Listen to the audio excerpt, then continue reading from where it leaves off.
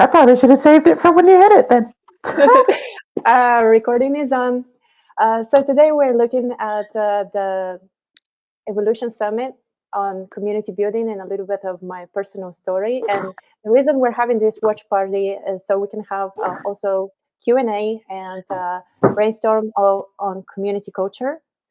And the reason I really, really love how this video has been performing everywhere is because of the so many DMs that I have received from people with, oh, this helped me with this in my community. This helped me with this aspect and that aspect. And like, I didn't even think about that. And then we would have comments and keep trickling discussions in the different communities it's been shared. And it's just been amazing. And also what's really important and relevant for this community specifically, being a musician and how a musician is building a community to around the music. And a successful artist is not just a successful artist because they share their music here, listen to my track, or come to my show. It is actually building relationships with people that are listening to your track, are coming to your show, and they're their community. They're your community as an artist. And then I sort of transferred that knowledge into community building, and it's been super amazing and successful and heartwarming. So if you don't have community, that could be reverse engineered into from community aspect into you as an artist and building a community around, and not necessarily community online, on school. It could be community everywhere, as that's how I'm looking at it, because I brought my knowledge from not just in-person events, but also social media. My social media is super developed, and I don't love doing social media nowadays after I started school, but it's very developed. And how? Through connecting and creating those relationships in a more meaningful way than just come to my show, listen to my track. There's tons of artists that do that already. So I'd like to start. The video is kind of quite long, and I suggest to. Sorry. I have a quick question. Yes. Can I ask before you start? Yeah. I'm just thinking that should we have some chat open and then have the Q&A at the end, or should we be stopping the video if like there's anything? Because sometimes you're like, I'll remember this, but you don't. Like I have this a ton with songs, for example. Wake up in the middle of the night and I have this idea about the beat or a song or anything that like I really need to put it into writing somewhere, because if I don't, oh, I'll remember it. It doesn't work, because in the morning it's like, what was that thing I was thinking of remembering? Oh man, it was important, it was genius, and now I don't. So as someone with ADHD, I'm the same way. Maybe put it in chat, and so we don't forget, as like a mental note type of thing. And then yeah, maybe plow through the video, or we'll just play it by ear, I guess. Yeah, I just need to find it. Okay. But this is our first Friday Tribe Fiesta call that is hijacked with something that okay, we're gonna do this, so we're doing it. So I'm not sure how we're gonna love this, but for sure, let me know after. Okay, YouTube, and okay, so I gotta. Um,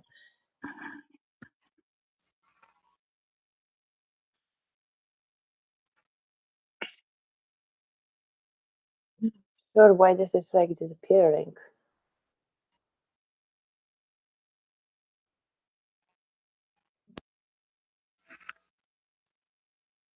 Okay.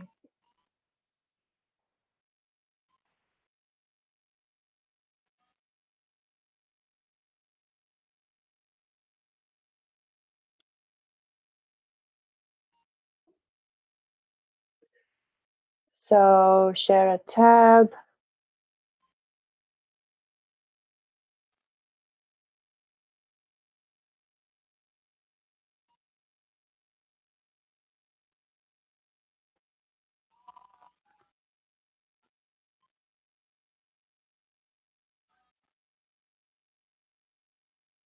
Oh,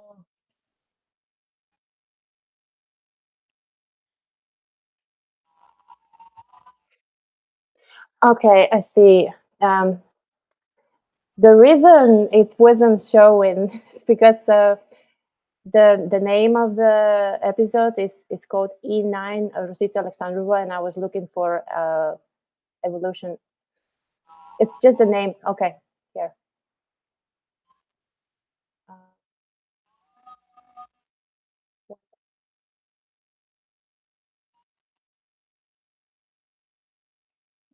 Do you see the screen? Yep. Okay.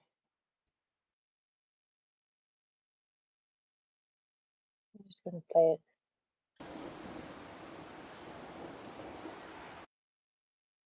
Hey guys, and welcome to Evolution 2026, the Growth Summit, our second call of the day. Double trouble today. We are welcoming Rosita, am I butchering your name? How do you pronounce your name so I don't butcher it again? Thank you for asking. You're doing pretty good. I just go by Rosie. row, like row your boat as it's easier, I like have to that. trip over it. Yeah. Thank you for I can asking handle that. it. And thank you for having me. I'm so excited to be here. I love what you guys doing. It's amazing. Movement forward and Yes. upwards. The energy has been incredible, and that's Mhm. why today is a special day. As we were talking off camera, the team and I got together and we decided no paywall was needed for an event like this. We feel every one of our 33 faces and more need to be seen. These conversations need to be heard. We think long term there's a more that's going to come out of these conversations, so we're not hiding them anymore. And to have you in the conversation that we're about to have right after that decision, I think is perfectly aligned. So, Ro, why don't you let our community and listeners know who exactly are you? That happened in divine timing. Well, how much time you got? I came to school in April 2025, so that's 8 months ago. And I came by accident because I had two accidents that I was in. And that prevented me from going on with my life as it was planned.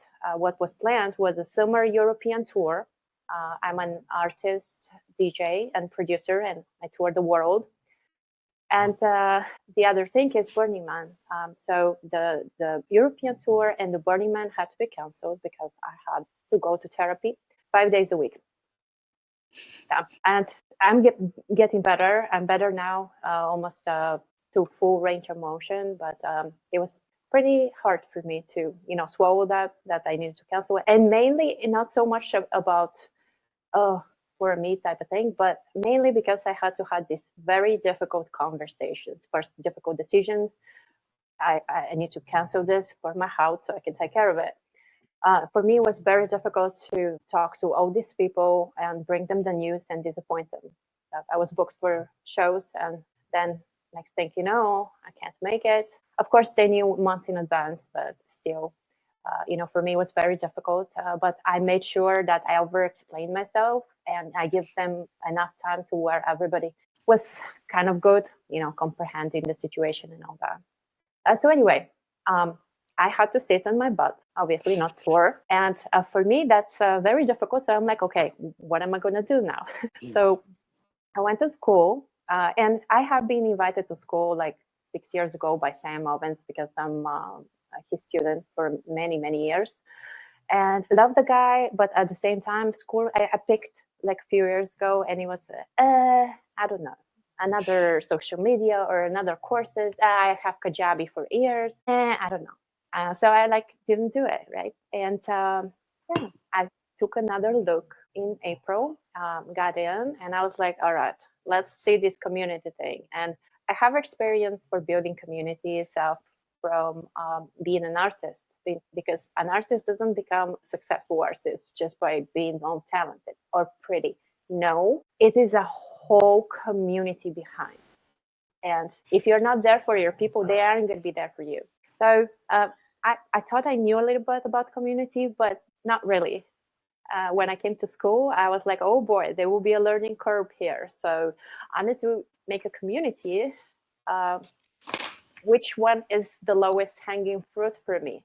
Piano, because I grew up as a classical pianist, doing concerts and all that 9 years. And then I've taught for decades, still do. Not as much as in the past, but still do. And I have great success with it. A lot of my students also have great success with it. So I was like, piano is the lowest hanging fruit.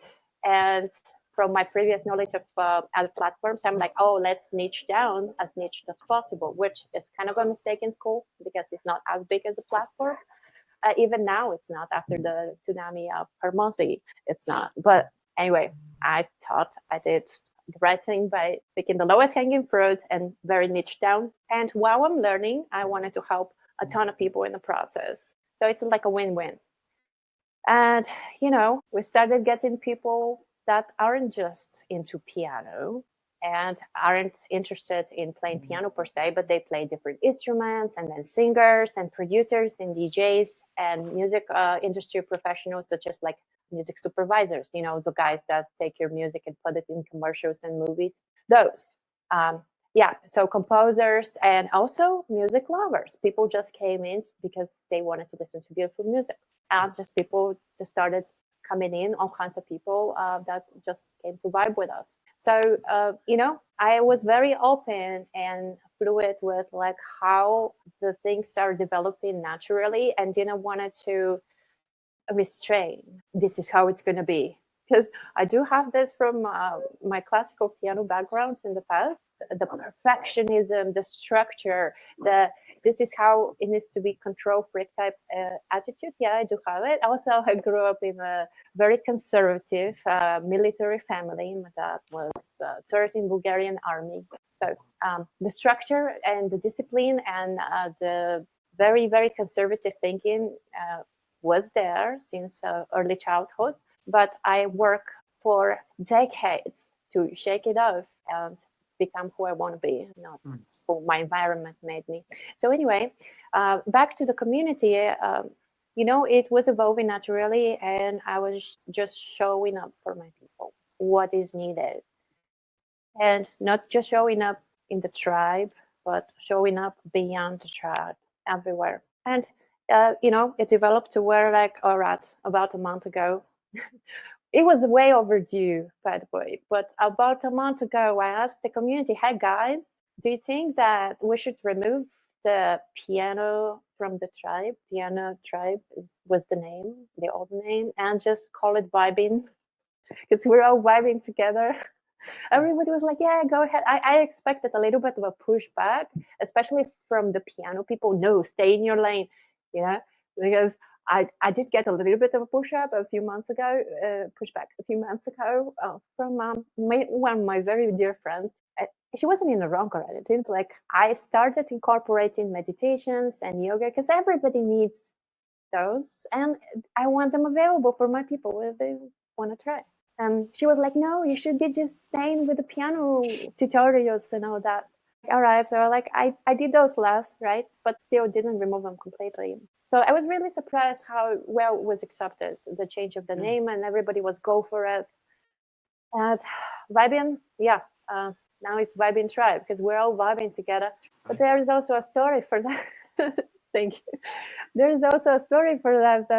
When the pandemic happens into 2020, and everybody was like staying home suddenly, and like no music, no venues, no tours, no nothing. And so we were streaming music online. We were connecting online. More and more was acceptable to learn things online, to have courses online, even teach instruments online. Although we've been doing that for like way before that, but it was just more accepted in 2020. 2020, there's a lot of things that happened good from there. Like a lot of people leveled up and continued and just like exponentially exploded, contributing and giving and growing. And Vibing was one of the things, because that company, I founded in 2020. First, it started as a record label, and then expanded into events, but events stopped. And then someone from Thailand hit me up with her daughter is a singer, like little kid, so cute, very very nice and adorable, and she wanted support on social media, and then a few days later, another message that they're having this huge typhoon that's wiped up a bunch of cities and leveled down over 40,000 houses. Wow. And the people were misplaced, and kids were not able to go to school, and some are going to shelters and things like that. And for me, it sounded crazy. So I was like, well, what can we do? We did a festival, virtual festival for 24 hours. So I live in LA, so I know a lot of music industry people and musicians. And like, it's a small circle, even though it seems like it's big, and everybody knows everybody if you're in the same, environment. So anyway, I reached out to some of my friends, musicians from all kinds of like bands and singers and DJs and producers. Everybody that I knew, I hit up, and I was like, okay, we're doing this virtual festival. Since you're home anyway, you're not really doing anything, any shows. How about come and perform at this festival? And we're gonna get a ton of money for it, and funnel everything through a PayPal directly to the charity in Taiwan. And we did that, and it was super successful. I remember this, actually. That's crazy that you're saying it. Yeah, I remember this going on. Thank you. Yeah. Yeah, it I'm a was huge super. music, so yeah, I knew all about this. It's so cool. I'm like fanboying out right now. Thank you so much. I appreciate you.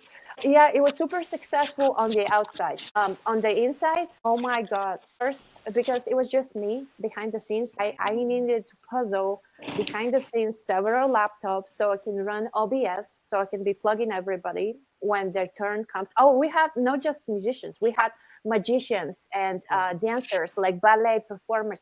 It was amazing. And you know what? The thing is that I also streamed it in 3 different platforms at the same time using Restream. And like the charity with PayPal was pinned to like all of the platforms.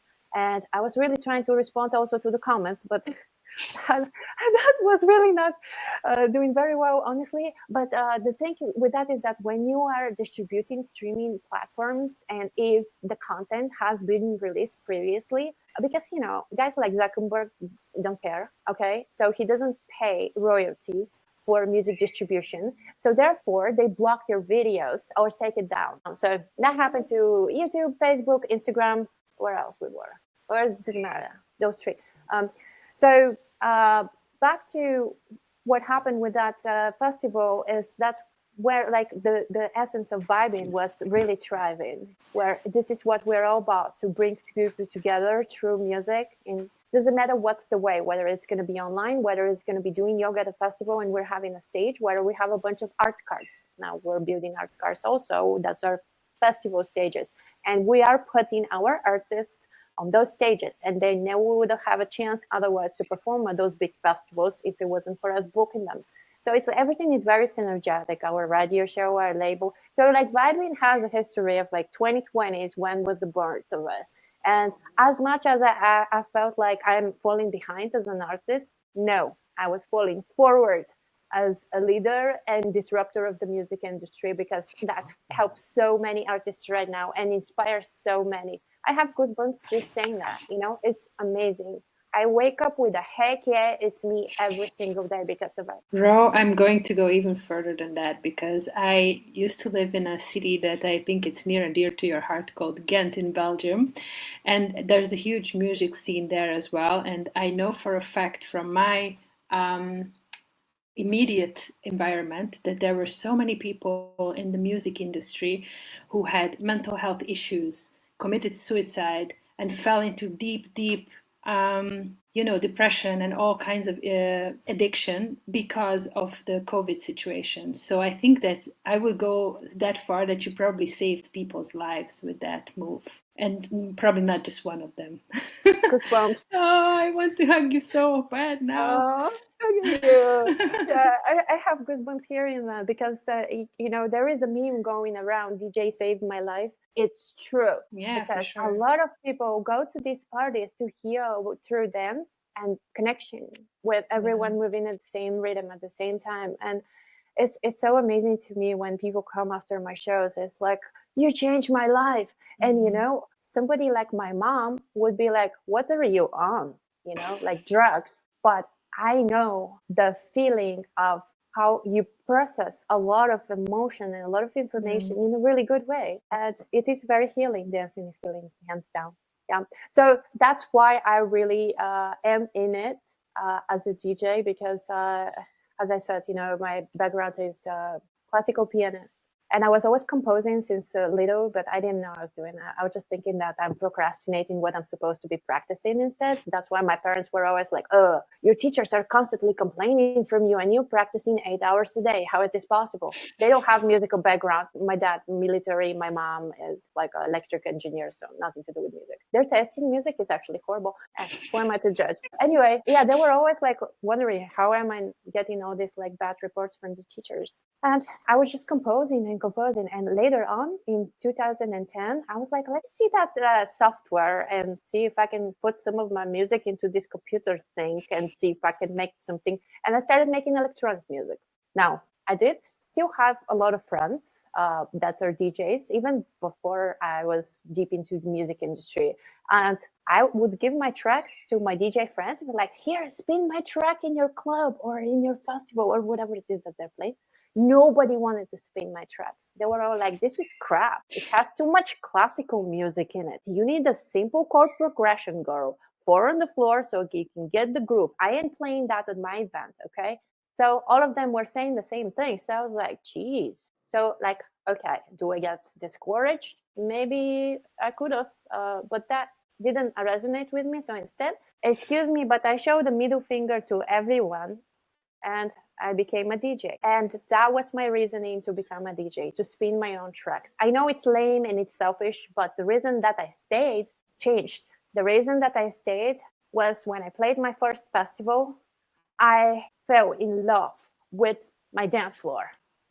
I am so in love with my dance floor. We are exchanging synergetic exchange of joy on a very, very high vibe. And it's just the high that I get from that is uncomparable to absolutely anything I have experienced in my life. And I have experienced quite a few things.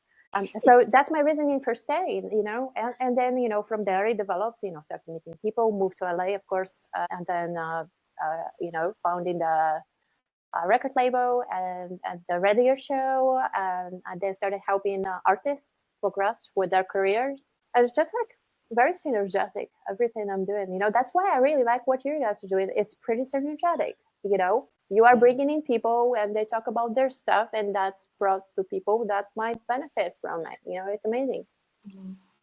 And I'm a strong believer of, you know, the way that you know that you are in alignment is that the universe is supporting you. Like, there, not only there aren't any obstacles, but opportunities are popping up like mushrooms along the way. And so this to me is always a very clear indication that you are on the right track. And I feel like your journey is very similar in that way, that you were just like called to do this. Absolutely. Absolutely. Another goosebumps. You gave me goosebumps today. So many You gave answers. me goosebumps because I Okay, know everybody who has goosebumps, put your hands up. now I know exactly what you were talking about, you're feeling. I have experienced that feeling. In another life, I was a cage fighter that I only did to go F you to everybody. I am a tough person. And I didn't know what I was getting myself into. And then there was nothing like it. I fell in love with martial arts and being in that world. And there was no other high than testing yourself in that situation. And I don't think I'll ever experience that again, but I've experienced it in different ways. But I really, the second you said that, I was like, oh my God, I know how that feels. I love that. So thanks for sharing that. Yeah, thank you for sharing that. Well, you know, on the side note, I was my country's karate champion too. So I did martial arts quite some time. What didn't you do, Ro? It feels like you've already lived multiple Can we lifetimes. schedule Ro part 2 now? I didn't jump off of airplane. I'll tell you why. Because when I wanted to do it, I could do it because my dad was served in Bulgarian army, so like I could like do things that other people couldn't, and he was like in the Air Force. So I did not have 50 kilograms. I was too light. Oh yeah. You need a limit, right? But then later on, when I grew up, more, I started working on myself mentally a lot. And now I have been on roller coasters, but I don't vibe with them because why stress out the heart necessarily? Like, why jump off of an airplane for the adrenaline? I love my life, and it's very amazing and super exciting. I don't need to be jumping from an airplane. Now, flying an airplane is a different story, which I did last year. I flew an airplane, and now like I want to become a pilot because it was just so amazing, and it's just so complicated compared to driving a car because you have different dimensions to think about, the height. And I mean, I that's one of the things that there will be a jet that I will be piloting myself because I'm working on my pilot license as well.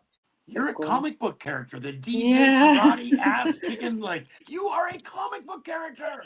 That's why I wear all these colors. No, but I love how you are so unapologetically you and Yes. and just authentic, and you are not afraid to take up space, because I think, especially, I don't know, oh, doggy, I'm sorry, I'm a retired dog groomer, so it's Oh, I got 3 around me here. okay. They're amazing. So it's maybe something that has to do with our ancestry, because I'm also Eastern European, and I think that especially at that era when we were born, individualism wasn't encouraged, to say the least. Yeah. Yeah, So for sure. maybe our generation, when we got out of it, it's like we're overcompensating. We're just going to be like the most individualistic self that is possible. But of course, it's not everybody that's doing that. But I see that so much in you, that you're just free in the sense of you allow yourself to take up space, and you don't give a rat's ass about what people think about you. And I think that's very inspiring, so and refreshing to see, Yeah, because it's good to be confident. It's good to be okay with whatever you are and who you are and what you're wearing, and all that. I love that. I was not born this way. Trust me. I was definitely not born this way. I made myself that way. I was really shy as a kid and always bullied because I was always like the new kid in the block because we were moving a lot because my dad was in the army. So like the whole family would move from country to country all over Europe. And I was a new kid and a concert pianist at a really young age. And of course, karate champion. So all of those things, kids kind of like look at it as maybe jealousy a little bit. I don't know. But I was definitely bullied in every single school I went. And I was very shy. So shy that at my first concert, I was 6. I did not remember my song. And all the keys looked the same. They were black and white. I didn't know where to start or how does it go. And I couldn't stop shaking and maybe sweating. I don't remember sweating, but I don't remember breathe. Like I couldn't breathe. I was shaking. My feet were shaking. I could not even go to the paddle. I don't know how I plowed through that song, but I did. It happened. But that's to say that like that's how I grew up, and my parents were always like encouraging that I'm just sit quiet and not being center of attention type of thing. So that was a big problem for me later on, and I needed to work on it. I worked for many years, and even became a fashion model, and then it was really scary. Going on that runway, all I could think of how I'm going to trip over my super high heels. I'm going to fall in front of everyone. And then it helps rationalize it. Okay, so what if you fall? You're going to get up and keep going. Maybe you break a leg. So what? And so what? It helps, that phrase.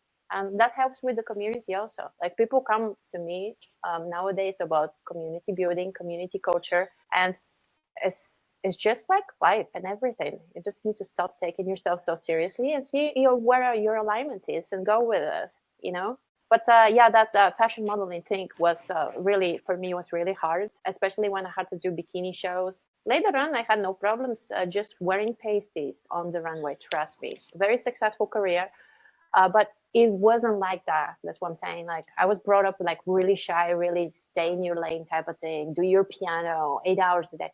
So it wasn't nothing like what I am today. But I learned a lot, through doing things. And also I learned a lot for like what I don't want to be like my mom. And I love her very much. She did the best with what she could, but I definitely didn't want it to be like her when I grow up. So that was a good example of like, okay, what's the opposite of what she would do in this case or this scenario or this or that. And has helped me a lot. I love her again. we're really good and love each other, but from a distance. I live literally on the other side of Earth for a reason. Because in my family, if you're not a doctor or a lawyer, you are complete failure. And I did go to medical school. I tried it. It's not for me because I don't agree with quite a few things, how in America things are done in terms of medications, taking care of people, healthcare, a ton of things. And I'm like, I don't want to be part of that or support in that industry at all. So I did try to become a doctor, and then I quit. It's not for me, for sure. Yeah, you should write a book at a certain I know, point. I mean, I feel like absolutely. we haven't covered probably all of your life yet, and then it's already feels like there can already be a sequel. No, but I love that, and yeah, I don't even know what were we originally talking about? The vibing tribe. Yeah. Yeah, Sorry. well, Yeah, well, our team was, look at, he's so cute. Hello. This is Valentina. Oh, such a Valentina. handsome boy. Thank you. I have 3 boys. They're all 3 big, very different ones. Very different, Yeah, demeanor, behavior. I haven't begged you for like a Chihuahua owner or something. Yeah, not so much of a small dog person. No. I like a lot of. We hiked. That's another thing that keeps me sane and focused. 3 hours a day, we do a hike, and all 3 dogs, and it's happening daily, no matter what. So it's very important to keep yourself fit and sane, so you can show up at your best for your people. Keep your own cup full before you give to others. yes, absolutely. Oh, we have a Yeah. lot of community owners in here. That's kind of cool that you brought that up as a good segue. We have a ton of community owners right now that are new building. When you guys are talking about dogs, I was going to say I'm a dog owner, but I belong to a dog because I have a corgi. I have a corgi, so I belong to a dog. That's the other way around. But what are some advice for like the newer builders? Just got on school, they don't know what to do. What do you got? Yeah, a lot. I got a lot. I'm gonna shut up. Talk. And that's why originally when we were speaking with Dinka about this beautiful summit, I said that I would speak about a community culture, because that's what's relevant to people, and that's what's going to help more people, especially in the current audience that we have. So yeah, I have a lot to say. Community building is one thing, and then community keeping is something else, and then community culture is something else. So usually newbies are like, yeah, I want to get the star, or come here to make engagement. There's so many ways to get the star, and we have done them all. There's probably more that we haven't yet to find out, but we're learning new things every day. And there's a good natural gradual way, and then there is a fast inflated influx fake engagement type. Yep. We've done both. The fast one usually doesn't last long later on to actually keep the star. And the long-term thinking. So anything about community, you have to think long-term. So when you're building a community, don't monetize it too fast. Don't think about it even. Gather your people first and see how you can help them and help some people. And you will be told what's needed. Then you make it, and then you sell it. Maybe ask for what they would pay for it. Like a lot of people, I like dynamic pricing. If we talk about monetization, maybe some people are a little bit further, in their journey and are already monetized and all that and all that. So dynamic pricing is really good approach when you're looking at monetization, but don't monetize too early, because that's just going to turn off people, And even if they don't share with you, it will be like a mental thing. Kind of like, a lot of people give an example going on a date, meeting somebody. You don't just take their pants off and bend them over in the bar. You probably want to get to know them and know their name and buy them lunch, and maybe you go to a few dance events, something, a little bit more, get to know each other and see what they need, and maybe give them a gift of what they need or what they want. Maybe they want flowers. Maybe they want some hair stuff, and you give them what they want. and they appreciate that. It's like a synergetic exchange, kind of like on a dance floor, you know. When you are on the dance floor, it's a synergetic exchange between me, the artist, and on my dance floor. We're one. The moment I start looking at them from high up in the sky, nose up in the sky, that energetic exchange is interrupted, and people go get a drink or whatever. They get distracted, you know. Um, it's a subconscious thing, but the same thing with community is super important. How do you even get there, and how do you post, and how do you show up? How do you show up? Well, what I do is, like, first of all, what's my state? Like yesterday, I was out of commission because there was something happening in one of the communities that I needed to take care of it, and I did not like it. Had to be done because there was nobody else to do it, and I was just like mentally not very good to be showing up in front of people, because I show up at my best for my people. That's a given. If I'm not at my best, I get out and fix myself. How do I fix myself? Sometimes I do hikes. Not sometimes, but that's a daily thing. But I don't always do the to fix myself. It's a must. The hikes with the dogs, it's happening. But sometimes, it's just breathing exercises or a nap. Food helps. Nap also, both very necessary. But like, you wanna show up at your best. Whatever best is for you, that's what you want to bring to the table, to your community, because energy translates. You can tell me one thing in so many different ways, and all these different ways would mean something else, even if it's like you think you say the same thing. Because energy translates, just like with music. Energy translates. Some music makes you just like, yeah, and some music is like, hey, I don't know how long I can listen to that. So it depends from person to person, and for community, that's super important, how you show up. Center yourself, fix yourself, whatever, and then show up for comments, for posts, for everything. Back to the dynamic pricing, because that might be interesting for some people. Yeah, I like this because it gives a chance to people to. There's people with different budgets, right? Maybe $50 for somebody in the United States is nothing, $50 or a euro, whatever. But somebody in India, $50 is a lot of money, and depends on like also the social status within the country as well. But what I'm saying is that like $50 is $50, but it's different $50 for everyone. Or 500 or 5,000. So I like the dynamic pricing of actually asking people, what is that worth for you?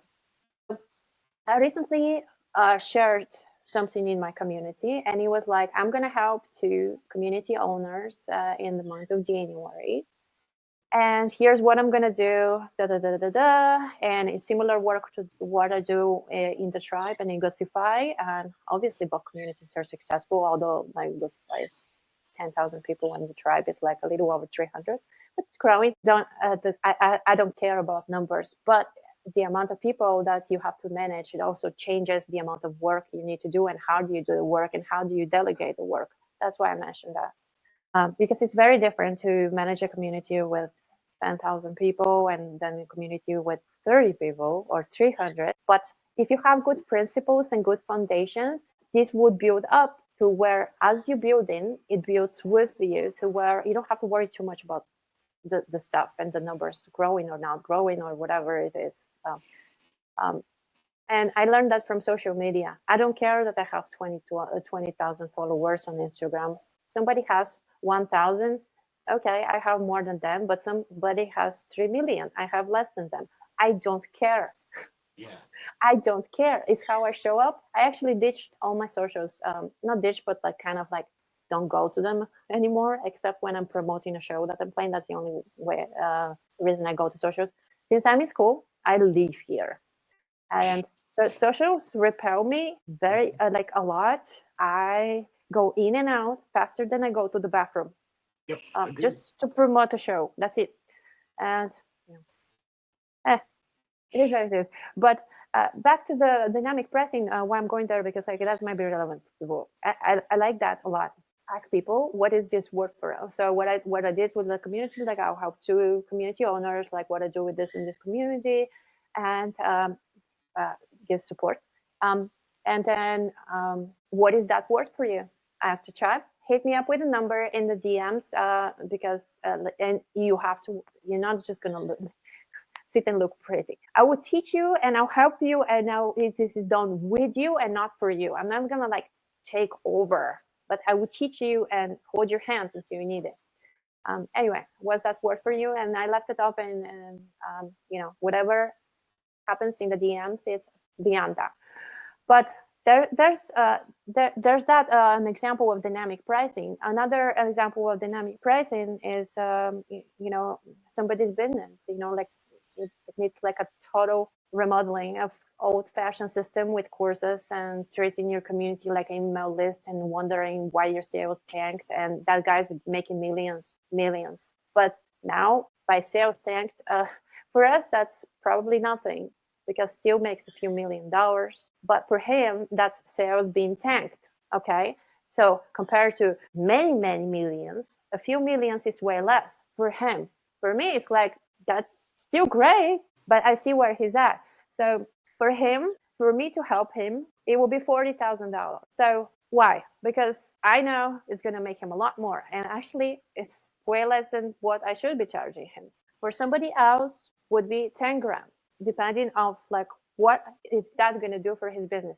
That's where I look at dynamic pricing. And in terms of like dynamic pricing, it's moving average of what is the result we're looking at, and not so much like so many dollars per hour. That's also an old like thinking of like trade your time for money or whatever. I would much rather work for free and be happy, and then make a ton of money somehow in the process later on, but not per hour. I don't want to be thinking per hour, Otherwise, why don't you just get a job? Yeah, it's really funny because when we were talking about the dynamic pricing, what popped into my head, it's kind of the opposite end of, or the kind of other side of this way of thinking. That, for example, in Switzerland, when you get the speeding ticket, it depends on how much money you make. It's a certain percentage of your income, because imagine it's like $50, what you were saying. For a rich person, it's like nothing, he can speed all he wants because it's ridiculous, he can afford it. So I really think that it's actually a more fair way of giving out fines, and why not apply the same to making money as well, right? Like it totally makes sense to me. So just little. Yeah, so you can't really do that in school with the tier structure as it is right now. So for a monthly subscription, that would be something that maybe ask the people and see if it's like you can get like middle grounds between what your people think it's worth, what is it that you're offering, and what you think it's worth, and give it time. Don't rush. Meditate over it, sleep over it, like they say. Maybe more than one sleep would be smarter. But this dynamics pricing that I was referring to and can be done in school would be done via classrooms, because we don't have this option as like the tier structure as it is right now. You would have to be in a classroom, and you would have to be on an individual basis, one-to-one. It's like create a course, you agree with somebody that you get paid $3,000 or $300,000. I mean, you can't do more than $10,000 at a time in school at this time. But if you want to charge somebody 20 grand, and they would have to purchase the course twice. So, but anyway, this is done in the classroom right now for school as it is. But they might come up with because the platform is really moving really well. It has been in the past few months, and then last month it feels like everybody went in Christmas break. A lot of things broke, but it's a good platform. So they are usually listening to the the developers are listening to the owners, but like the owners are there and are listening. So sometimes when it makes sense, they come up with a new feature, make it better. It's been improved so fast in the past since I'm here, since April, very fast, and people have been listened to. So that might be something if it's needed. I just don't think that there's that much demand for it.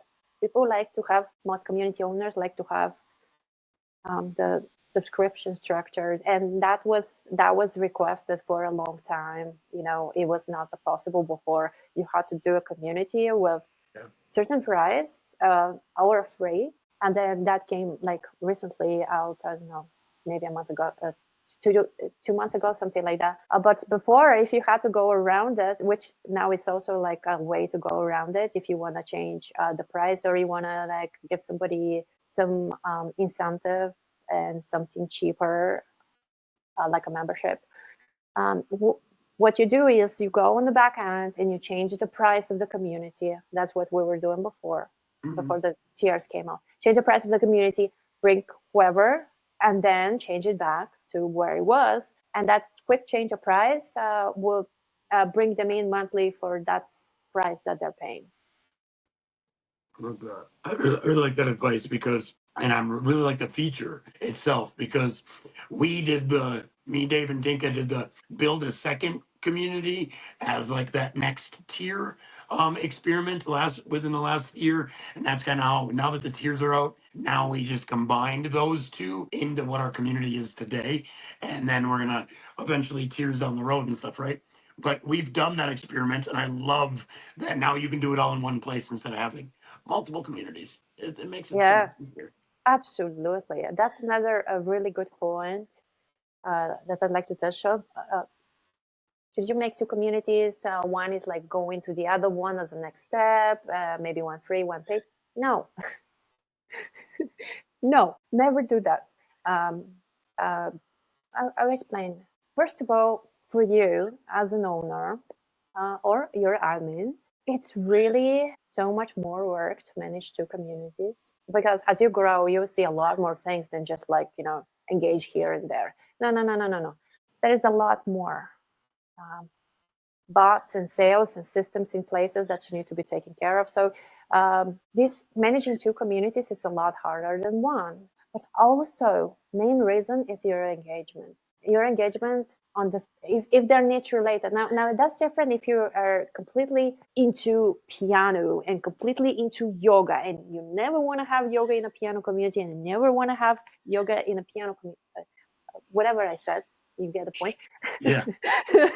So that's when, two different, but then you're still spreading yourself thin.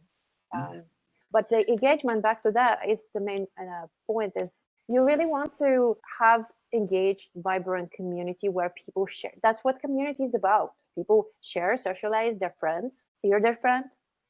Relationships are forming, parties are forming. One of our tribes was saying that they were trying to get her from her community. Her members were trying to get her like to do a retreat, and she didn't have time because she's working on a new program and doing a launch and a bunch of things, right? So she couldn't. So they organized it by themselves, and they went on a retreat together, and they invited her for free, even. Like, how nice. But you see what I'm saying? They're friends. They just that's what people become in community, and hang out every day and all that. So having two different ones, you already segregating people. Yeah, sure. A lot of people are going to say, "Oh, those are that I paid. They want their nose up the sky to be by themselves." No, that's what you think as an owner that hasn't experienced it. They actually love to explain to newbies. This is how you do this. This is how you do that. I've been there, done that. Here I'm helpful. They like that, and the newbies like to look up and see where the other ones are going. And it's a very good environment you're creating. So you're shooting yourself in the foot with two communities any day, unless they're super not related niches and you cannot mix them. And why would you? Yeah. Good. Yeah, that feature has helped us a lot. I mean, we have our separate niche communities because we kind of treat Evergreen Foundations as like a hub for everybody these days. So each one of us has our own but it works really well because even though they're not connected, they're all kind of connected. They are kind of. I'm in Dinka's community. I absolutely love Dinka's community. Yeah. I mean, I'm not a fan of your cakes, but hey, I like cheesecake. It's cake freedom in my community, so I love cheesecake. I think like that's the best thing in America after dental hygiene is cheesecake, or maybe cheesecake is first actually, and then it's dental hygiene. But anyway, yeah, I love your community. I think it's really synergetic with this one. It's just kind of like siblings, in a way. And also, Yeah. something to be said that here, you two are kind of leading the community, and Dinka's community is more like Dinka. So it's just it's distributed. It's not just like one person everywhere. Yeah. Yeah, and it's actually quite funny because I didn't plan on starting a community. It was all because of Goosify, because I started the Blitz not knowing what it was. And then before I knew it, I had a community as, kind of an experiment. But I'm very grateful that I did that. I really love that, how, I think that school has that effect that sometimes, We might have lost people kind of are inspired to start something on their own just because they're like in a community that makes it possible for them or enables them to do something.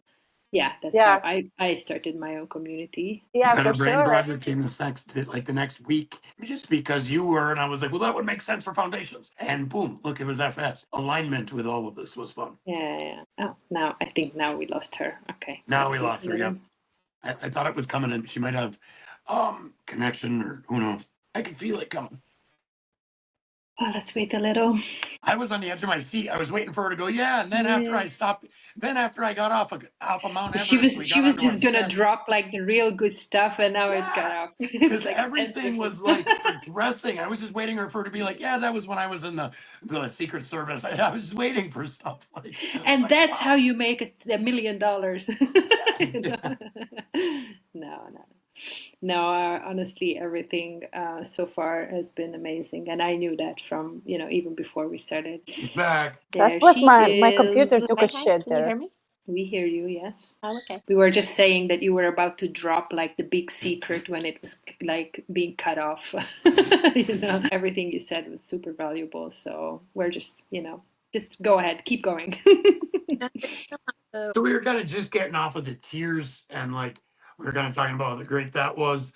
What are some other features that you utilize in your school community for your members? Like school features? Yeah. Yeah, I'm not so much of a feature person. Okay.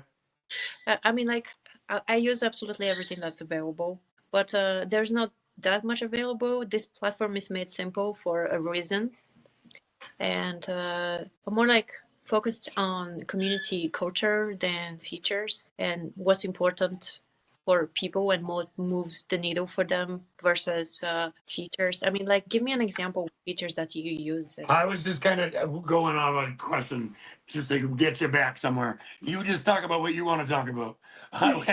But for example, do you host calls weekly, or what's your schedule like, or what's a regular week in Vibe and Tribe looks like? Good question. Yeah, so we have Monday Tribe Market, which is kind of like a promotion day where people can list their communities and products and services, songs, meditations, books for sale, whatever. It's market. And also people can look for things. Somebody's looking for a producer or for a singer for producing a track or whatever. And that has helped a lot of people to collaborate,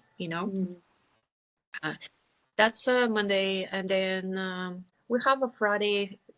It's a Friday Tribe Fiesta, which is like our call that's not structured. It's weekly thing. So sometimes it depends on who shows and where the conversations are steered. But I intentionally don't keep a structure on those calls, and they're like really open because I want them to naturally develop of what they are, gonna develop, and.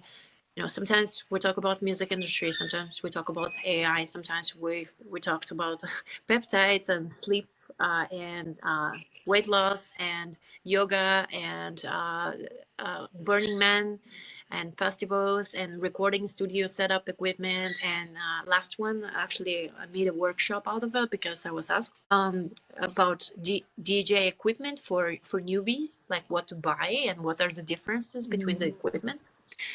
So people find that valuable. So I was like, okay, I'm going to hit record. I usually don't record those, but I did.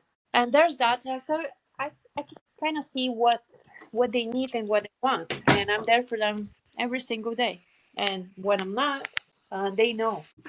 But I'm, do you have like a structure for your whole week in school, or do you kind of wing it, or is it something in between? Because this has come up already yes. in one of the calls. Yeah, it's both. It's both, and that's why I'm really excited about quite a few things that are coming out on school. I can't talk about them yet, but yeah, there will be options to do a lot more with posting. But yeah, I do both. So I have not really an agenda, but kind of like a mental note of what I would like to be put out there in terms of content, and then feedback for it, and questions and things like that, and then also I've got the part where it just I feel it and I post it. Yeah. Like Yeah, I feel like that's where the magic happens. You know, you have to have some sort of structure to give your members an idea like what they can expect from the community, but then you should always have room for like the in the moment kind of magical inspiration stuff that you can just interject whenever you want, because I always try to think about my community like I'm God in there. You know, maybe it's like not in a toxic way, but you know, it's like my little ant farm. So I'm the creator of the community, and I set the vibe in the community. So I don't want to limit myself like Monday this, Tuesday that, and then nothing else, because it's like then it feels like the military, you know, that it's just like all scheduled out, and then maybe it's fun for some people, but I'm definitely not like that. So I also don't want to attract people like that, because it would not be a match. It wouldn't be authentic for me to show up in that way. But I understand that for some people, maybe that gives them kind of like a safety feeling that they know exactly when to expect what. Yeah, and you know, something to be said that people are looking for certain things sometimes, and they don't want nothing else. Like I have this one member that only cares about courses, videos, trainings, and she doesn't care about engaging in the community or being in the community or meeting anyone. Like, she doesn't care about that. That's a specific example, but there's quite a few of those, and that's okay. But if they're in your community, you need to have something for them as well, especially if you're that vibe with them as a person. Now, if somebody like that I wouldn't vibe with, I wouldn't even have it. Like, why are you here? To watch content, and most of the content is free anyway, because I don't like to keep things locked. Like you guys said, you're gonna let it go, because you wanna give to people. What if they can't pay but they need education to continue growing or whatever? You know, it's just helping people, and then sell them implementation if they need more of holding their hand or whatever.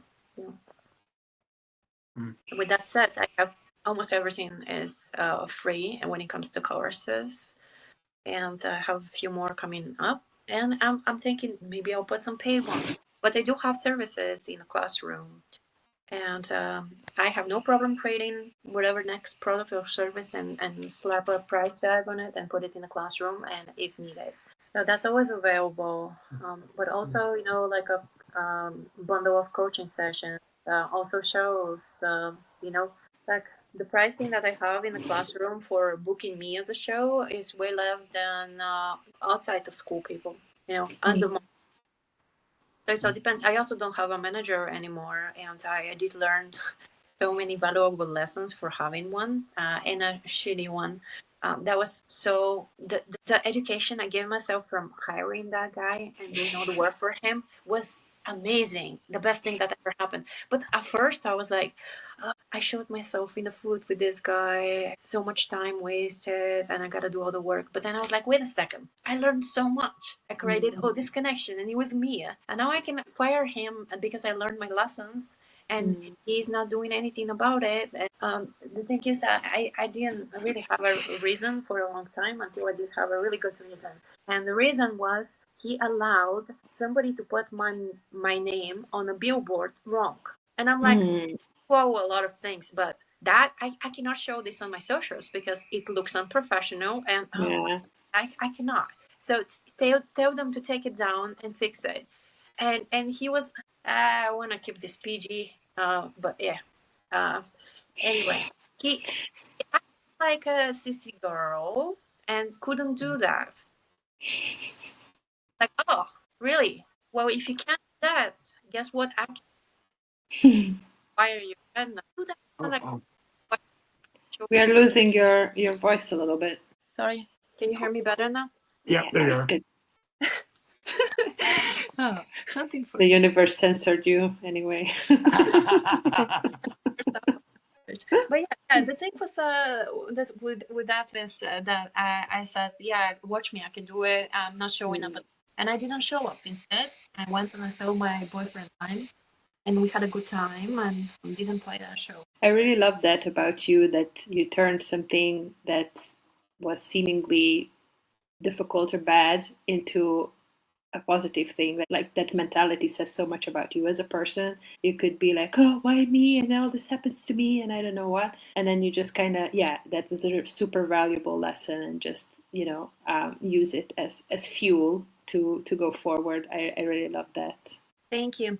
I think it takes one to see one and to recognize it and change it. If you start seeing it, then you can change it. And I started seeing it in myself when I moved out of my parents' house. I was like, oh, I noticed that I wake up with like, oh, let me see what am I worrying about today. And that went for years, and I was noticing it and noticing it. I was like, how do I change that? And then I noticed that this came from my childhood, from my parents, because they were like that. So I took it from them. Yeah.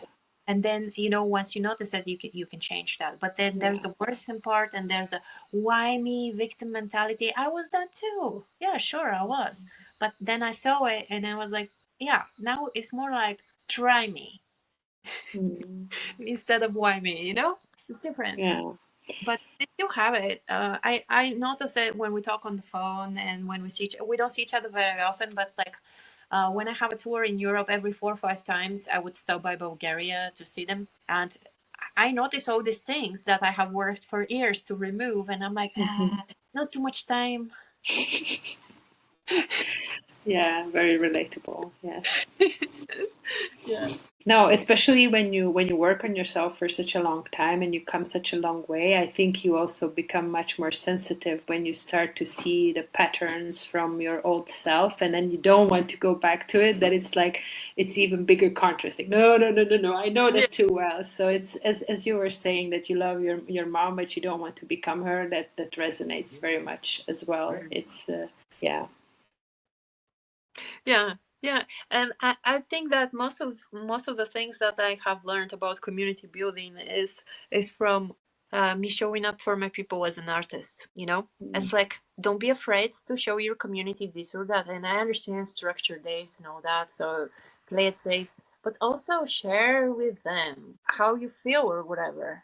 You know, little things that matter makes you human. The human connection, what actually makes a community good community. This is the human connection. And a lot of my friends from school are better friends than any of the friends that I have had in the past. And that might sound really pathetic to some people. No. But, you know, I can tell by how we show. Then that makes you kind of notice your real life friend, and how like sometimes there's like an agenda or what's Your sound is breaking up again, Ro. Oh, I'm sorry. I don't know. I guess we have problem. How is it now? Yeah, it's better now. Yeah, I don't know. This way. Well, I think it's a good segue. I have a question because we're talking about human connection, and obviously that's what community should be about. But so, what's your stance on AI and all kinds of automated stuff here in school? What's the good stuff, and what to do and what not to do? Yeah, that's a very good question, and I can go so many ways with this. But I would do what's more relevant for most people, and that would be like using AI for posting. You know, I understand that some people English is not their first language and are using AI to translate. That happens, and you know, no judgment there. But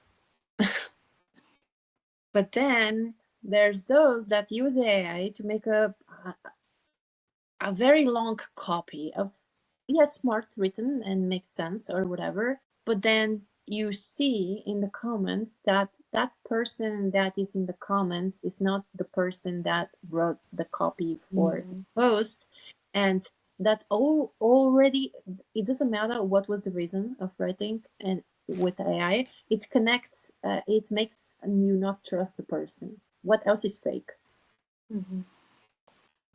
But you know, I use AI for generation of images for like flyers for our events, something to design, like a picture, like a for example, Santa Claus playing DJing, something like that. I have many examples of people using AI to make music with, and the music nowadays, I mean, like at first it wasn't that great, you know, like back a couple years ago, but nowadays some of this AI music is better than most producers I know. It's so good. It's very good, soulful, like with vocals and everything. Like you would not even think that it's AI unless you know it. And of course, you know, depending on like which AI and whether if it's paid or free, there is a difference in of definitely in the sound. But some of these, it's just mind blowing. You know, about that, a lot of like real musicians would be, what are you doing with that? It's fake. No, you know what's fake? It's music. At the end of the day, brings joy. Just because you have different tool to make that music, it doesn't make it like fake or less of a music or less of a bringing joy type of thing, you know. So with AI, I can go in so many different directions, but what's relevant for community is mainly like posting and writing comments, because some people use AI not just for their posts, but they're using it for comments as well. But you can see it from miles away. I think that most of the times you can kind of see it, no? Yeah, most of the times, maybe most of the time. Not sometimes, but most of the times. Yeah, and it depends. I don't really like that for posts and comments. There's so many different things that you can use AI for, and you know what, you can't write a sentence just in a plain English. Another thing, I don't really like when somebody writes a very nice looking like a book with a super clean perfect English or German or whatever it is that they write on, and that just makes it so official and makes you treat people to be perceived as email list, perfect email, not perfect post, perfect email, right? And more people do that, that people that are owners of groups that are treating their people as email list, as dollar signs, and that just automatically gives this impression of energy translation of you're treated as being, you want to be sold only and not really connected with, and that's a very big thing on school also. It just repels me so much, oh my gosh. And a lot of people are doing that, and you know, they think it's the right way. Well, actually, I think that's the biggest appeal for me, at least in school, that it's not like social media, it's not like Facebook, it's not like Instagram, it's not an echo chamber. There is no algorithm. You create your own vibe, and I think that's the correct way, or at least what feels true to me is to lean into that, right? Like we don't want to create another Facebook or another Instagram. We have that already. So and you don't want to use the same techniques then to interact with your people that you are using on other platforms, because that's just not going to work, or at least for the people who are here for those reasons, because they don't want to be on Facebook and Instagram. Nothing against those platforms, but it's just not my jam. You know, it's like it doesn't work for me. And I know that some people, I think it's also kind of a generational thing. Like there's the different demographic for all different platforms, right? But I think that school is different for a reason, and we should, you know, enjoy that and benefit from that. And also it's a dynamic platform, as you probably know even more, that there are probably a lot of new features and new things that are going to be released. So that's also very exciting. And that's also the fun in it, that it's nothing is permanent. Like you can just have fun with it and try things and see what's your community is reacting on it. And it doesn't have to be forever. It's like, oh, okay, well, that was a fluke, like moving on.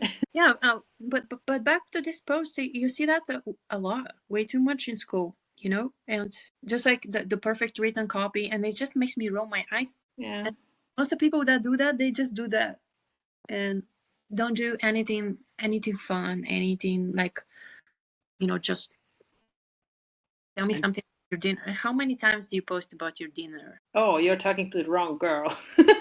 And your stuff is good also. It looks very yummy. So, but it's like, you don't overdo it, but you are sharing that you're human. Your dinner, everybody's got dinner. It's relatable.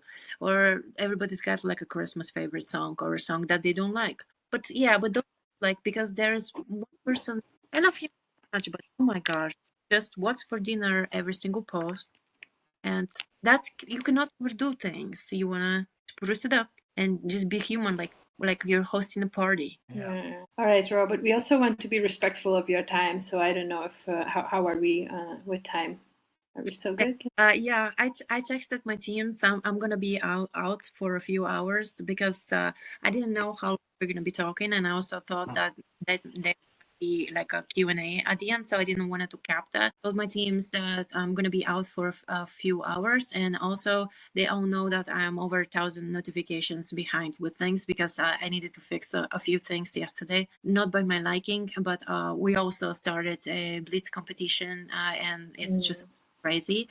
But see, people love it. Everybody's excited.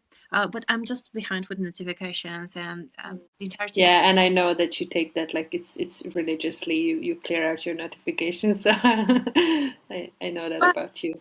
Back to people, but I didn't put a cap on how much time I have for this. So if you are done with me, I'll leave. If you I feel like we could turn this into a series, like Oh, I'm yeah, sure that good. we could pick your brain for hours and hours. I don't know if let me just check the thread real Right, and quick otherwise, if you guys are watching we this, if have you have any some. questions, culture, community related, any of that, just toss it in the thread right now and we'll ask it.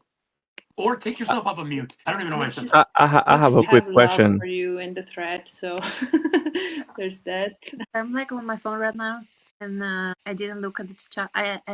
Since I had to rejoin, I don't see anything. I don't know if people can take them off mute themselves. Yeah, I I just have did a it. So quick maybe just question. Can you raise hear your me? hand if you have a question, and then otherwise, Brandon, I actually do. We have a few minutes here before we pull the card and get to that. What do you think in your journey from being a musician, from doing all this stuff, promoting all the events that you've probably done in your life, promoting yourself and others? How is that translated to how you run your community? Yeah, it translates very much. At first, I thought, oh, there is a big learning curve here, and pigeonholed myself with a piano only, and I do so much more that I didn't want to really just do piano, but did it anyway. But there's so much that you can bring from your previous anything really into community. It's just you just have to like tweak it in a way to where it works. And for me was the community building, because like on every platform I have pretty big following, and not just like online, but also offline and in different countries. It's amazing actually.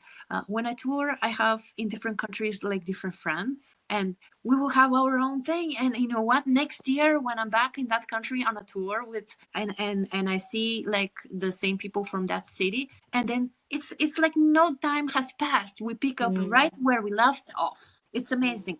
So anyway, this is the same kind of what I do with community, and not just my community. Everyone really in every community is everyone has their vibe, and you wanna honor and also see where you vibe together, and just show up as yourself, as how you are, unapologetically, which you cannot do that very much on social media.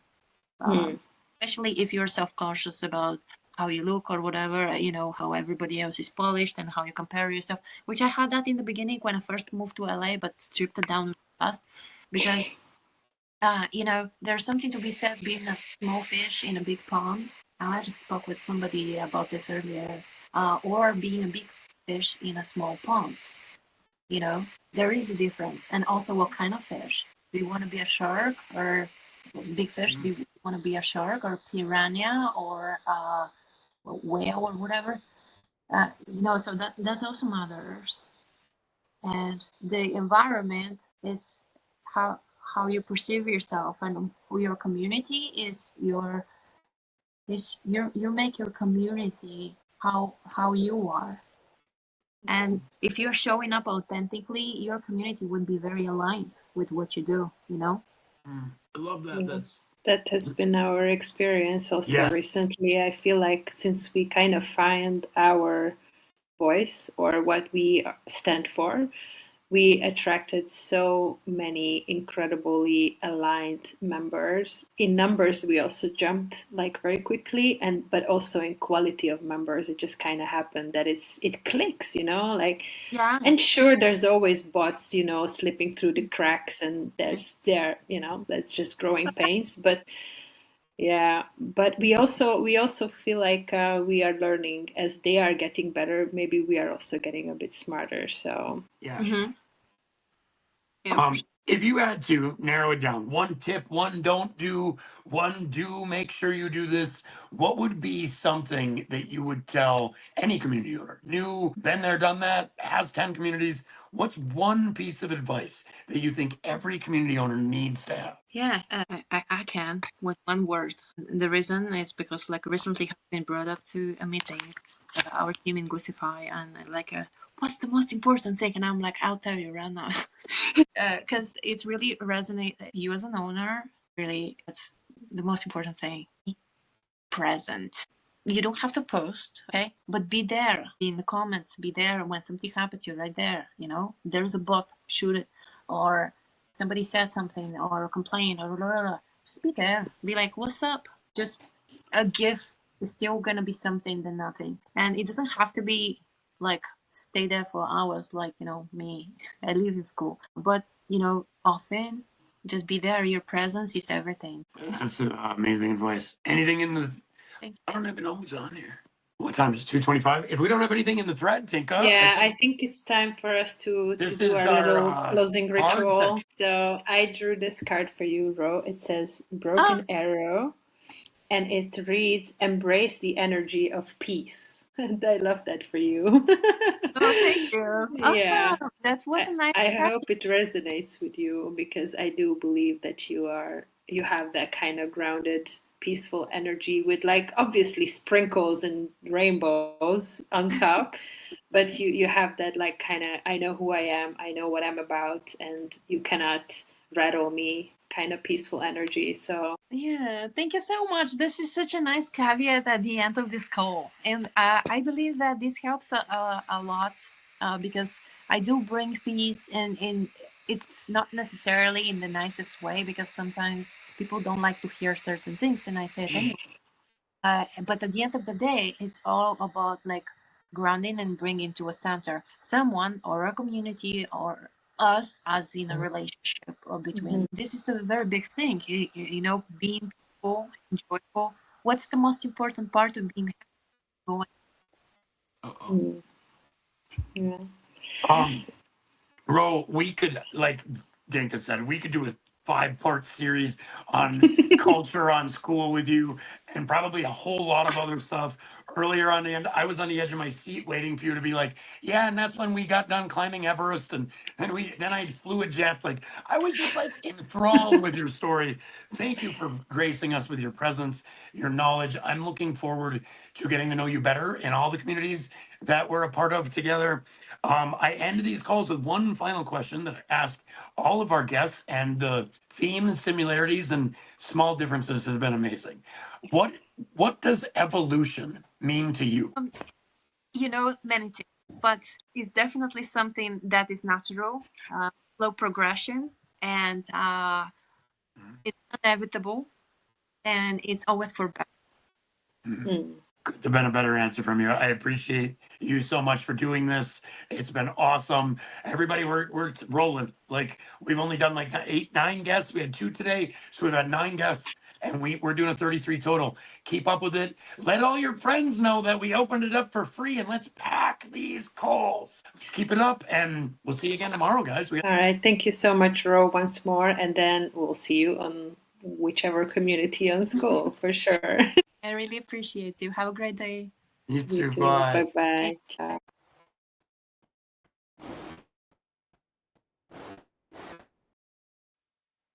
Wow, thank you so much, guys, for going over the whole thing. It's kind of long, but I'm so grateful to be part of this. These people were amazing. Both Dinka and Brandon are putting so much work into bettering our communities and creating this summit. It was a month long of just guests every single day, and Yeah. it's just amazing experience. I'm super grateful. Wanted to talk with you about any questions that you might have that I can help you with. I'm here for you. And also, we have quite a few notes in the chat, and thanks goodness we did that, because there were so many. As I was saying earlier, it's like writing a song. Like in the middle of the night, you wake up and you think you're gonna remember it, but you don't.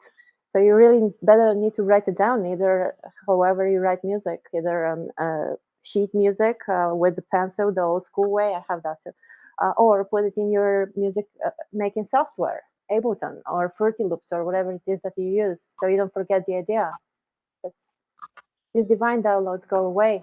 You know, like there was a really good example, and I did give that example in an interview recently, but I can't remember which interview was it in, where Michael Jackson's manager was sharing that interview with somewhere, and he was asked,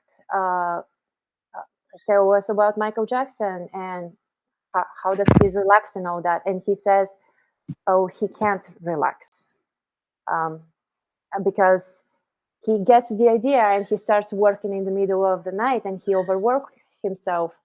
And when anybody asks him, well, why don't you just relax? And he's like, no, I can't. I have this download, and if I don't do it right now, it's gonna go to print.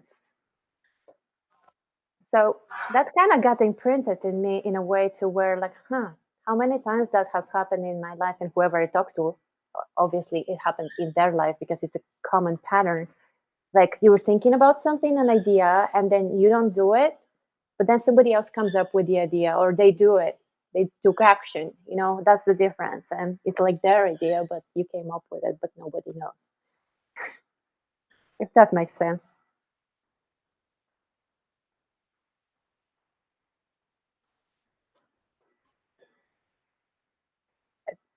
Would you like to ask any questions, or should I just go over what we have in the notes? I think maybe start, because everything was Where do written. I even start? There's a lot to take in. Yeah. Yeah, Yes. the question I had, was for, as a music lover, producer, how do you feel about like how AI is like climbing on the top like boards and making wave? I make music too. I use Logic Pro and I use AI as well. And I see what you're saying. Like AI is like the song is like very good. And now it's like a question of the prompt and the software that you're using, and what is it for music artists now? Yeah. We talked about this a lot in the tribe, especially recently in the past few months, because I feel it's my obligation to keep everyone in the tribe ahead of the curve. And music with AI is so good. If you know how to, like, it's a tool, right? Like a hammer. You know, it's as good as you know how to use it. So there's that. You know, your prompts are really important, of course. And who am I to speak without me making music with AI? I am speaking out of the experience of our tribers, that some of them don't have musical background, but yet have accomplished great results and sound way better than most of producers I know. In a way, because it's the prompts that they are putting into that AI that makes the music so freaking amazing. And for you to come up with the prompts, you gotta know a few things. And somebody shared earlier. It, so it was really good. It resonated. Like I'm not afraid of AI replacing me. I'm afraid about the person who knows how to use AI replacing me. And it wasn't like in the music industry, Nietzsche. It was somebody else. This person said that, and I was like, that is so true because the tool is as good as you allow it to. And now I had a conversation with another community with someone that we were talking about music made with AI, and I was standing with, yeah, like doesn't matter what it was the tool that you used, whether you used your trumpet or Ableton Live or Logic. I started with Logic, by the way, like you, and doesn't matter, or AI, it matters the final result and how does it sound. Because at the end of the day, the purpose of music is to bring joy and bring people together. And then learning is a byproduct, is a secondary thing. That's why in the tribe, we stress on the how important it is for you to get into your joy zone so you can show up at your best everywhere else. And then classroom and learnings and all that, if that makes any sense. It does, and I'm happy. Like I'm the same. Like I'm the same with the same mindset as you, but there is a lot of, for example, Hans Zimmer, all of these big producers, like they are against AI Of course. because, yeah. But it's a totally new world that we're living in right now, and there's a lot you can do. There's a lot you should be able to trust. But I like your idea about like music, like it's something to make us like feel better. So as long as that accomplishment can happen, make us feel better, it doesn't matter if it comes from someone make it with AI or like a with instrument. But thank you. Yeah, you're welcome. Well, we did have some similar convo in the tribe when I first started bringing AI. There were a lot of people that were like pushing back. And that scarcity mentality, there's not enough for everyone, it's just going to keep you not progress and people will surpass you sooner or later.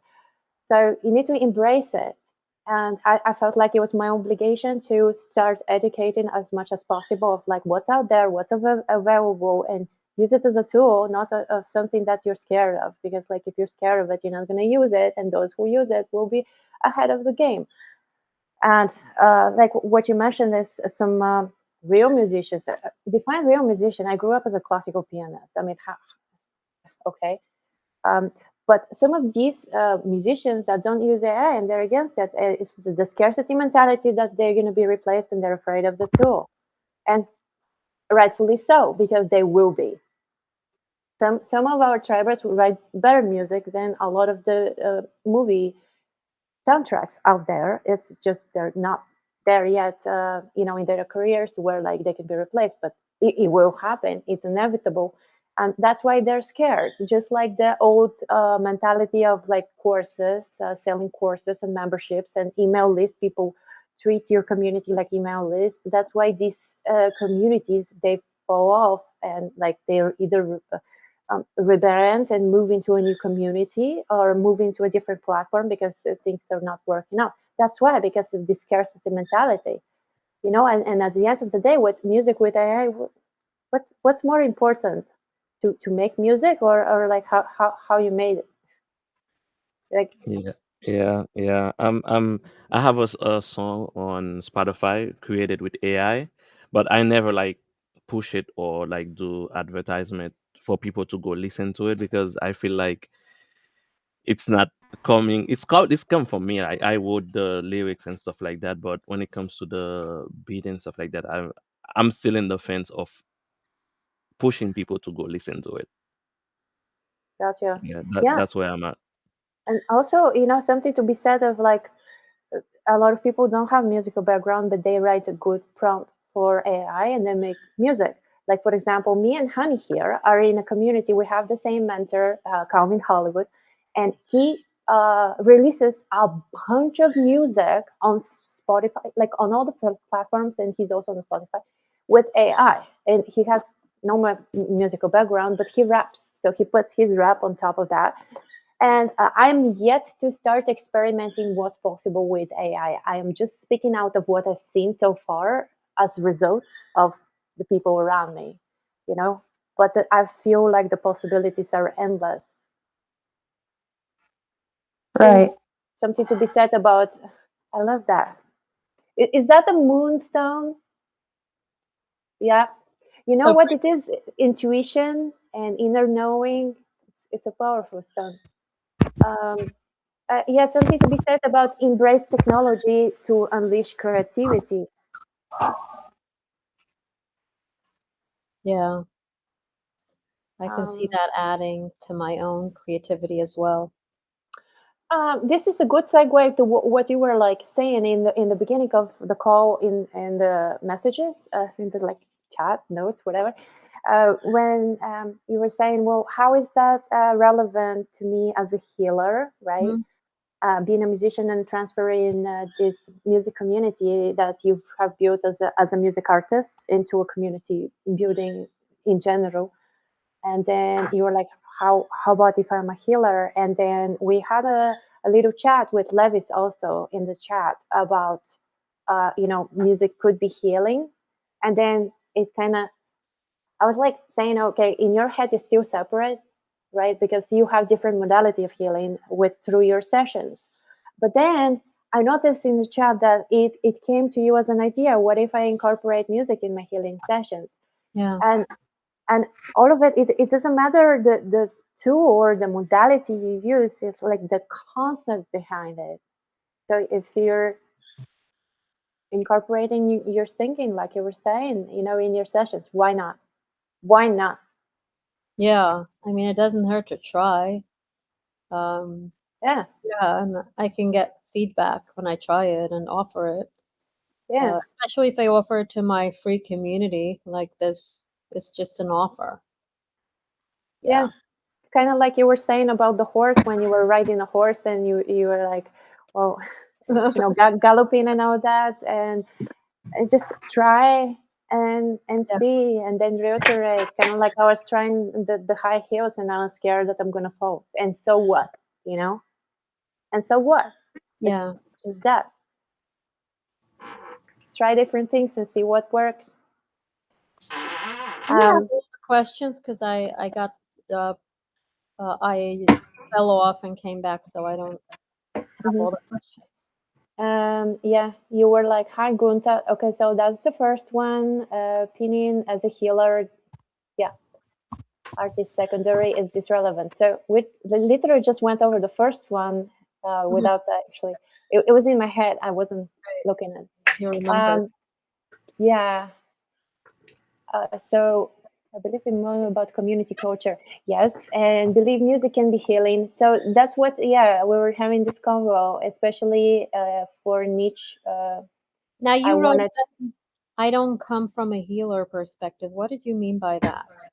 Because I feel like healing is the dominant energy that I bring to a community, may even just holding a space for the people in my Mhm. community.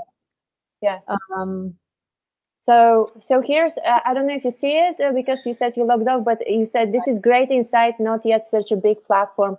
And I answered to Levis that in case of Honey, though, she does it, she sees it as a separate thing because she does healing in other ways, you know.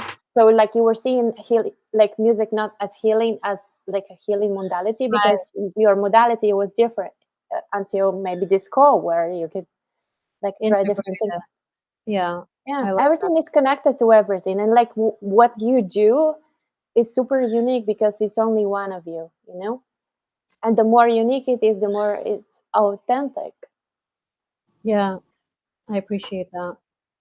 And Thank you. then you have, especially for the niche, I wanted to focus on keep it wider helps. Yeah, so that's another thing, that a school is a smaller platform than Yeah. Facebook, Instagram, and all that. I did learn that the hard way and came into school like way too niched, and it helps if you come wider and then later on niche down. I did the opposite, and it was harder, but it really makes sense to come as a wider, because other platforms would teach us, because they're like really big, right? Facebook, for example, like go very niche so you can stand out. Yes, but on a platform like school, it's kind of like intuitive to where like you want to come as wide as possible, start there, and then see where is it going naturally and what you need to niche down on.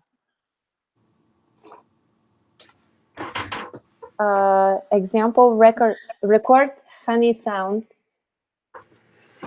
See as mixing to music, make it from those healing sound effects. I think you saw that.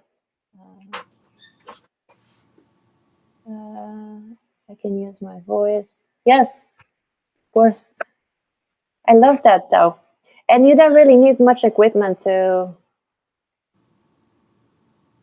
get into that. Use your voice. Ask Davian about that. It will blow your mind how cheap you can set up really good quality, amazing recordings of your vocals. Right, Davian? Oh yeah. I mean, I'm technically living proof of that because literally the only thing I have is my phone, my tablets, a couple of my old phones, depending on the need, and a keyboard. If I didn't mention that already, and like I don't have like Ableton or like, and I don't own an Apple product, so I don't have GarageBand either, nor Logic or any of those. But I got BandLab at my disposal. I have Smule at my disposal. I even got TikTok at my disposal, which, funny thing, TikTok was actually how I makeshift created my first video multi-tracks for like not just my acapella stuff, but also collaborations with other singers, artists, musicians. They're on that platform, and I actually plan on doing a highlight post of one of the collaborators I've sang with in the past year. That I did at least 4 videos with this particular person, and I feel like in doing that, it's definitely proof that you can truly be a vocalist. Like you can makeshift professionalism without the need for professional tools, because the goal is to work with what you've got, to work with what you have. And now granted, it's definitely going to be more challenging. It's definitely going to be some trial and error. I mean, using Smule and getting all of the voice parts to mix and master correctly. Because once I start recording the parts, I mean, I kind of wish that the vocal volume feature worked in real time, where I can actually hear how low it's lowered or how high it's raised before I press save and continue. And the processing of Smule's processing system or algorithm just does the rest.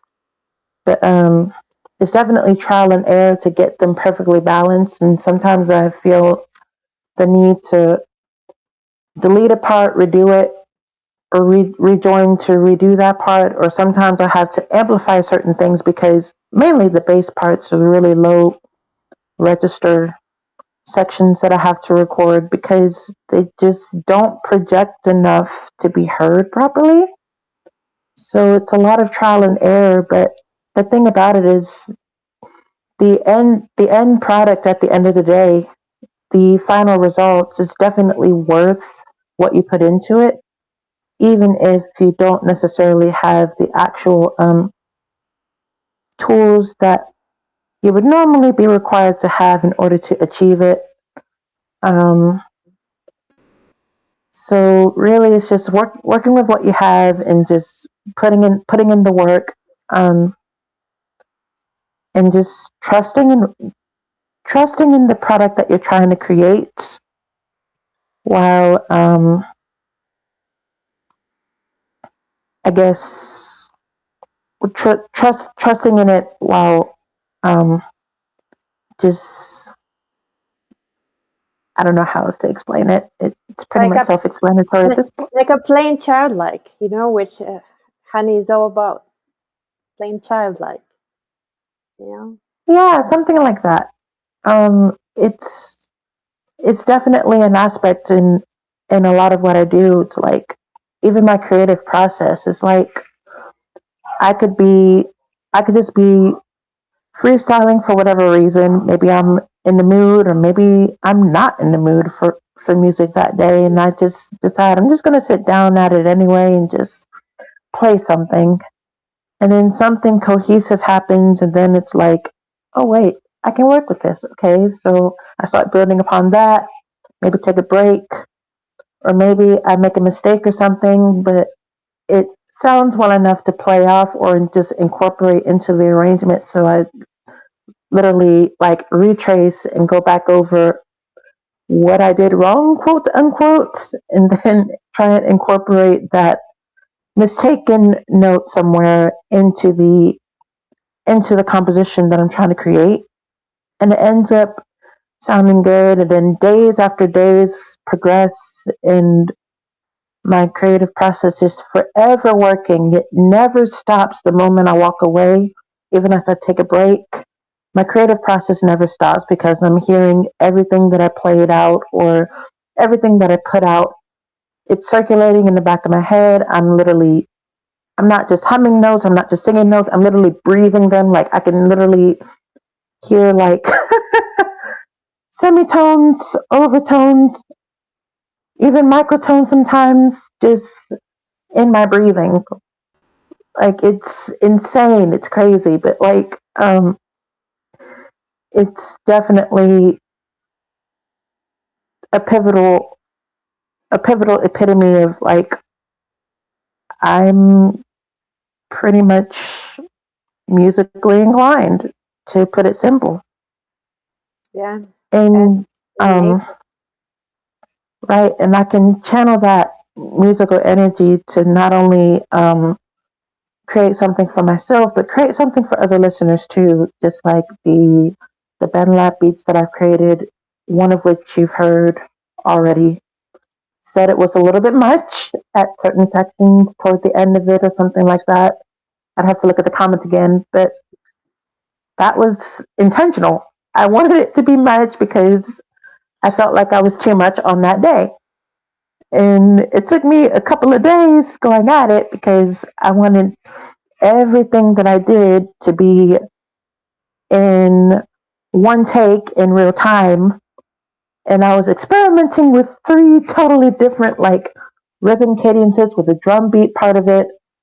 And I decided, you know what? What if I just keep all three and let the audience decide which beat is their favorite? But I'm still not going to change it later if they say like, I like this part of it better, or I like the middle part of it better, or I like the beginning part of it better.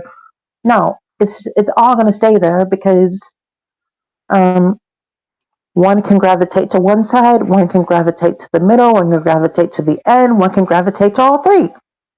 So all of that to say, just when you work with what you've got, even if your supply is limited, make sure that your imagination of your creativity isn't. Very good. I love that. Yeah, because it's easy to spiral down. Oh, I don't have this, or I don't have. Oh, my studio is not set up. Exactly. There's a will, there's a way. Make it Exactly. happen. I wanted to thank you so much for sharing everything. Like I love hearing always you have to say, and I love your shares all the time in Aw. the tribe. But since this is like a Q&A to the culture building, and there's a few, like we were keeping a chat log on the side because the video was very long and we couldn't remember most of the stuff. So we were keeping like questions on the side, and I've gotten to you have a how you show up. So that's not just like show up on shows, but like show up in your community. And in this case, we were talking about the community, and Honey commented how you show up. It was like in the notes. I feel like this is so important, not just for our communities, how we show up for our people, but think about your people that you perform shows for, even your family that you play for, how you show up. How you show up, it really matters. And fix yourself first before you show up yourself, so you can show up at your best. So there's like different practices that each person can come up with their own thing. Like for me, there's no way I will show up in our community. I don't mean like some kind of a meh mood, which it doesn't happen often, but it does. Like the other day, like in the example, like I had to deal with some software BS things for one of our communities that is not like even a thing that I'm supposed to be doing, but we had somebody left, so I had to take care of it. And it was just very frustrating type of work, but I couldn't show up after that, like for hours. So I went on a hike with my dogs, and it's like for everybody it could be different, It could be like you just need some sleep or some food, or I don't know, for whatever floats your boat, maybe a drink. But you don't want to come with that energy bundle of like negativity or whatever it is that is not cool for you to show up at your best. If you're not at your best, fix yourself first, fill your cup first, so you can show up at your best and actually serve people at your best. Because otherwise you carry on your problems from whatever happened before to people that has nothing to do with it. And you don't have to like carry your baggage. It's kind of like carrying stuff from a previous relationship to a new one, maybe. Well, while I agree with that particular part there are nuances that you can carry over from previous to new, but make sure it's not, like you were saying before, make sure it's not the negative sides of the previous. Yeah. But the learning experience, take that. That's what I did when I moved from the one relationship I had to my next one. And even though I'm no longer in it now because it got ended again, thankfully not for cheating reasons, but I I still took the aspects of like what I did in the past relationship, or maybe like what was it that I did that maybe I could do for this one, or what is it that this one liked that the other one might not. So taking the aspects of the education side of it and applying it to the other, and then leaving the negativity out of it. Yeah. Now, if you need to bring us something deep from your past that might help someone learn, then do that. But do it in a way that's not only discreet, but like in a way of like that, like it won't make it look as though like, okay, you're comparing and contrasting. No, I'm just taking little minute details and applying them to this side, maybe enhance upon them along the way. But that doesn't just apply to like relationship status with like BFGF, husband wife type of thing, or just friendships. Even that can also apply to music. That can apply to community. What you learn from one community, what worked for this one might work for this one, or what worked for this one might not, or maybe we tried something for this side that maybe we should have done for the other side, and maybe it would have lasted a bit longer. You know what I mean? Yeah, I was more referring to like showing up not so much nitty gritty, like and yeah, you really got it in Oh, of details course. there. What's showing up for your people? Like I'll give you an example with Yeah. me going on stage. Now it's different. Like I give you an example with the community. Of course, I never come here when I'm like in a bad mood or anything, which again it doesn't happen often. But I have noticed that in shows, if I have something that happens before I play a show, it's so important to center yourself because that reflects on my dance floor and I can see it like Yep. literally in real time that it's a different type of energy. So that's one thing Right. like I never carry off. And again, this for community I learned from being a musician and how I show up on stage for my people, you know. That's kind of like what I wanted to touch base because like Honey made a note here. Honey, what are your thoughts on this? Are you there? Yeah, You what are you referring to? The message I made, just wrote? you made a comment on a great reminder before you show up. Like, do you feel like showing up Yeah, it makes the difference? Like how you're it's focused. kind of my whole idea of wanting to help people before they become parents because I want to provide whatever tool that I have um, I received in my own journey to people because when we're with our children, it's really hard to show up primarily in our best, and that's why I know you know this tool. When I am triggered, like my children know that I do my inner child healing, so I don't like I even recently told my 17-year-old and I said, um, I I am sorry how you know, I told him what I interacted with him, and and he was like, "No, it's fine, mom." I said, "Yeah, but I don't want to spill my stuff on you." And he's like, "Thank you." So when we know, I told him, I'm not myself today. I had some like triggers going on in my life. So when we learn to radically own our inner experience when we parent, my son is healthy. He went through a lot and he's very resilient. But I believe even if one parent, in my case, I needed to divorce and I didn't have a partner in doing this, even if one parent does this, the child will grow up healthy, especially if both parents do it. So, does that make sense? Yeah, absolutely. Funny. I think both parents, but there's probably cases of where like just one parent is fine. Growing up, like there's single parents that have great kids, but like it's just so hard to grow kids from. I mean, I don't have my own, but from what I see from like working with clients and kids, is that like really the kids are a lot of work and they need two parents to kind of guide them and show them they need the masculine energy and the feminine energy. Yeah.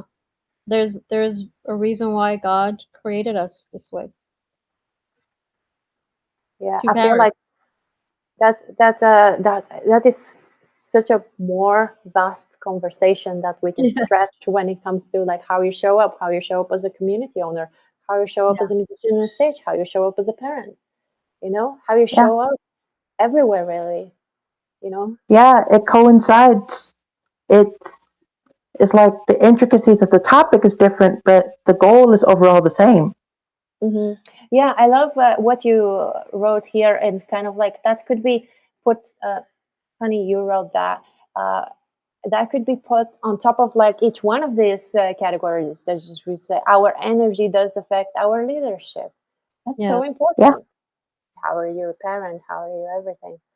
I'm glad to hear you're talking about dynamic pricing. Do you have any questions on dynamic pricing? I think I spell it out a, a lot in the video, but there might be something that I haven't touched on. You have questions Mm. on dynamic pricing?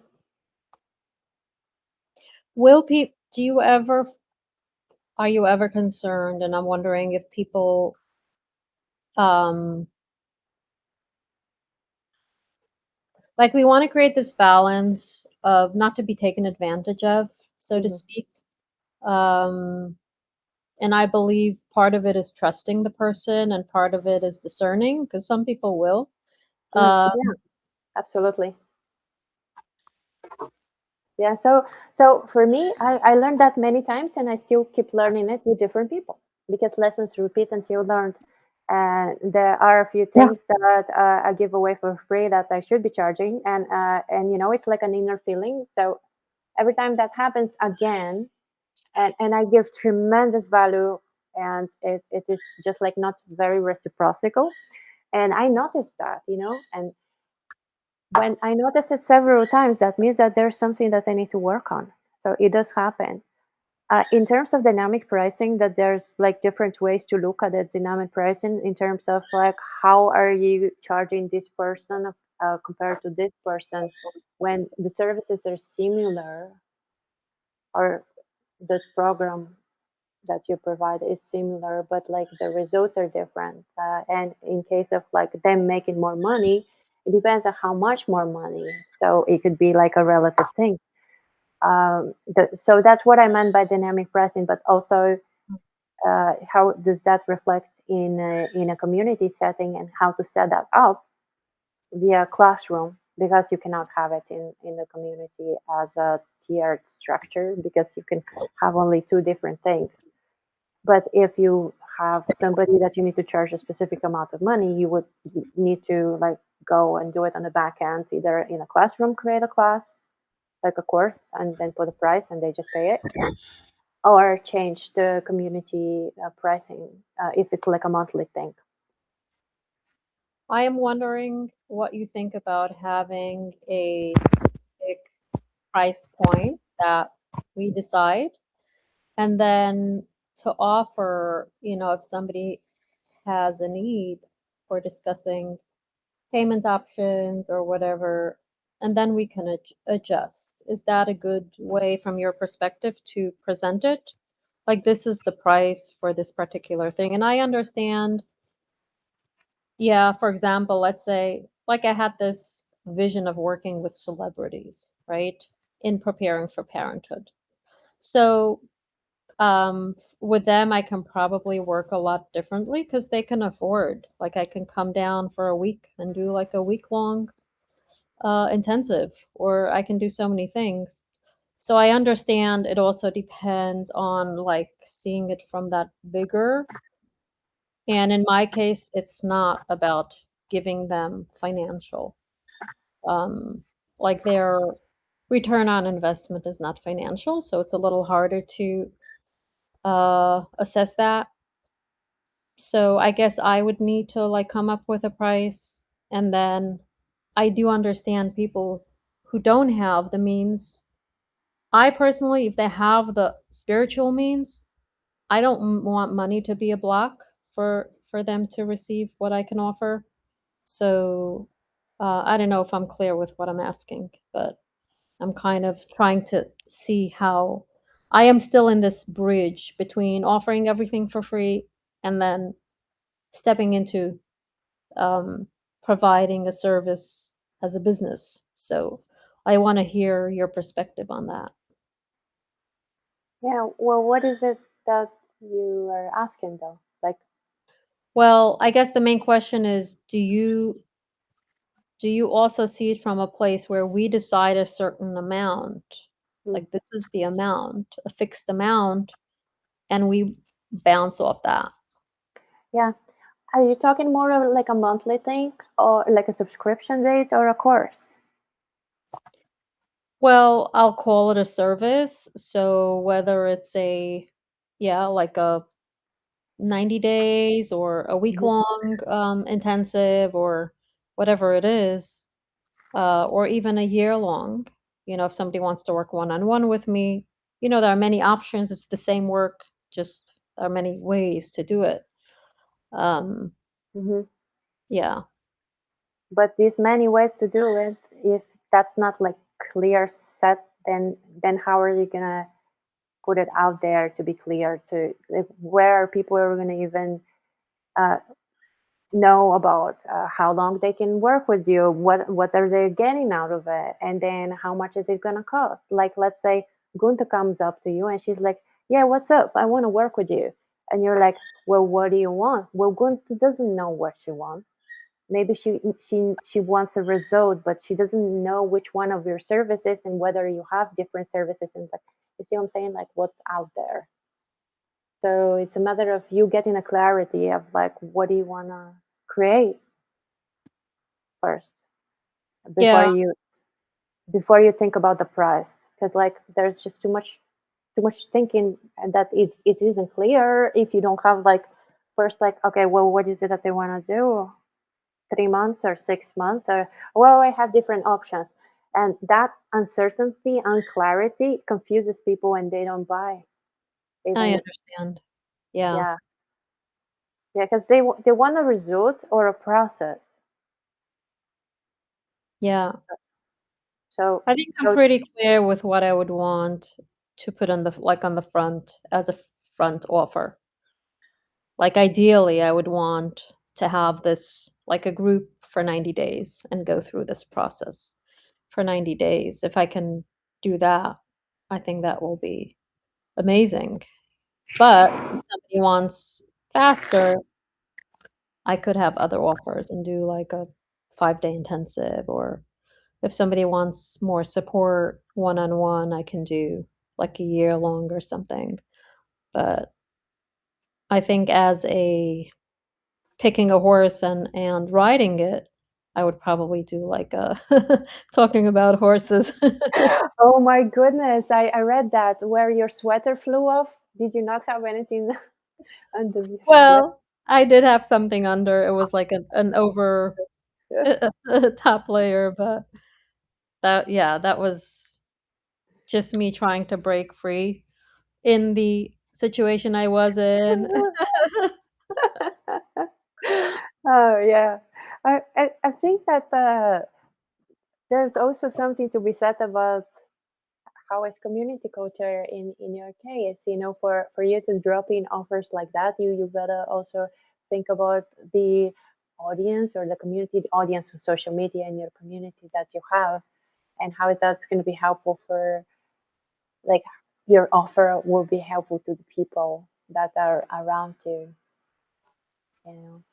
Yeah, I think it's super helpful. Like I'm very confident and excited about that. Yeah, I was just yeah, I think I'm clearer than I think. I just need to like go to the edge of the diving board and dive. Sometimes we just need to talk it out and or journal it, and then we get clarity that way. We've always been clear, but there were just like so many thoughts, and thoughts are like mud in a jar with water. If you shake it, it kind of like gets muddy and you can't see through. But like if you leave it in the stillness and just give it space, and it becomes, the mud settles, then you kind of can see through. Yeah. So just one final question. If I do go, let's say, with this program I'm launching, it's this and this amount, and then somebody is like, "Oh, I can't afford it." Would you encourage me to go, "Okay, what can you afford?" and just get that? Mm, no, you could break it into payments, and not drop the price for them, I but like see. break Do like a payment payment. up. Yeah, because how is it fair for you to drop the price for somebody and not for somebody else? But like then that ties in with the dynamic pricing, because like you see there is a difference between what you do to help people and what with certain process, and there is a difference if you are helping them, but you're more helping the business that they're running grow and make more money. Then dynamic pricing more makes sense in that case than changing differently Dovian than Gunta, for example. That's how is that fair? One pays 10 grand, the other one pays 2,000. It's kind of like, how is that fair? But payment plans, if one of them cannot afford, makes sense. And you can always break it up. You can even do it in school, but a lot of people break it up through PayPal. You know.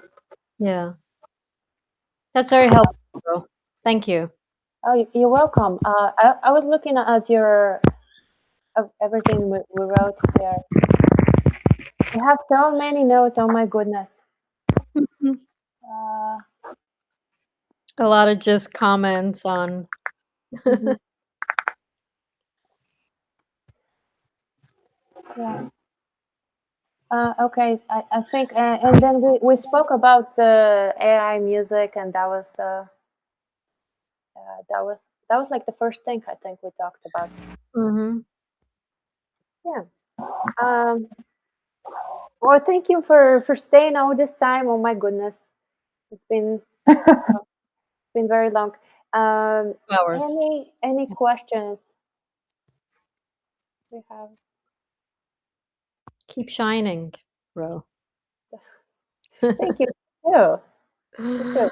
Anything with community culture, because that was like the main theme, of today was community culture and establishing strong community culture, and that way helping everything else.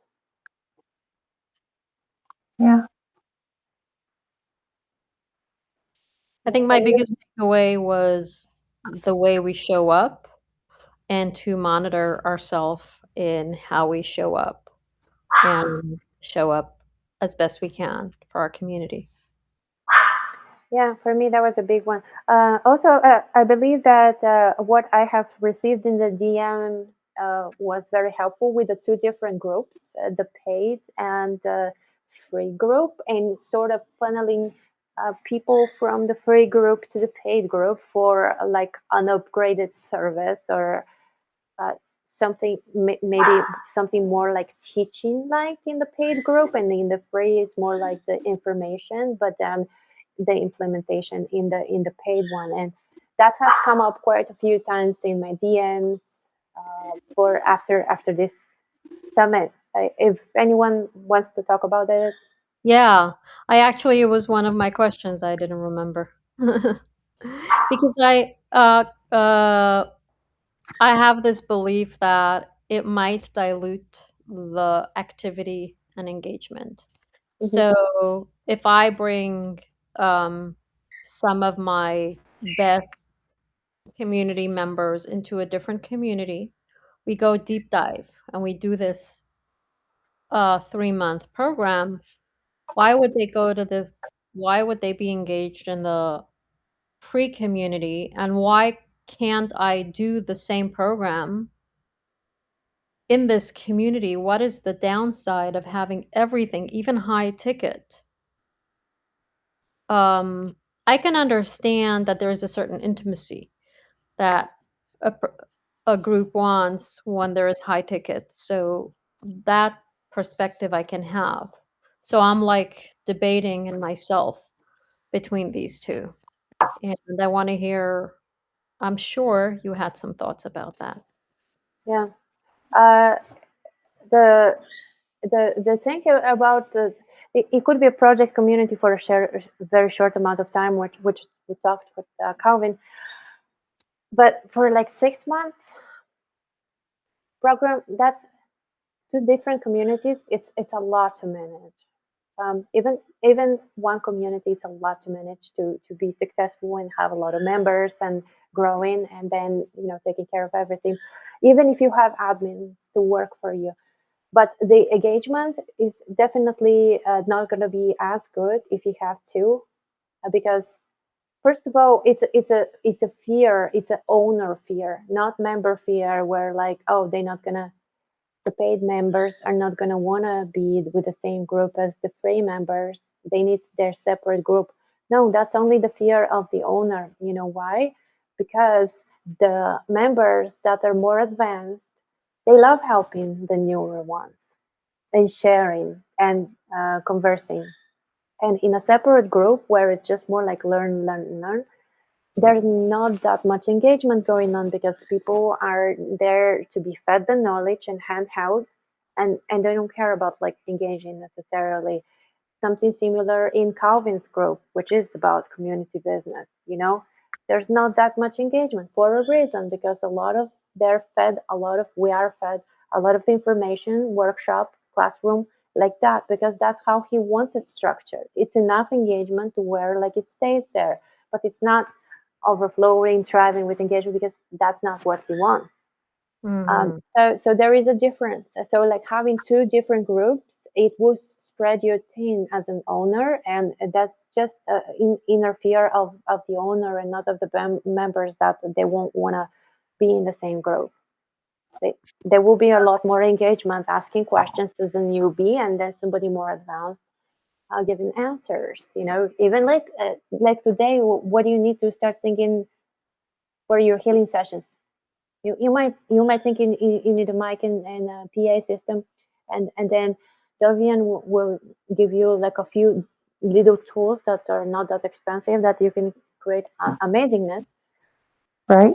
not very expensive, and like things like that. And you guys are in the same community, because you share knowledge, but it's not necessarily the same. So like the members might be learning one thing and something else, but at the end of the day, we're all humans, and especially when it's connected, then why should you have two different groups?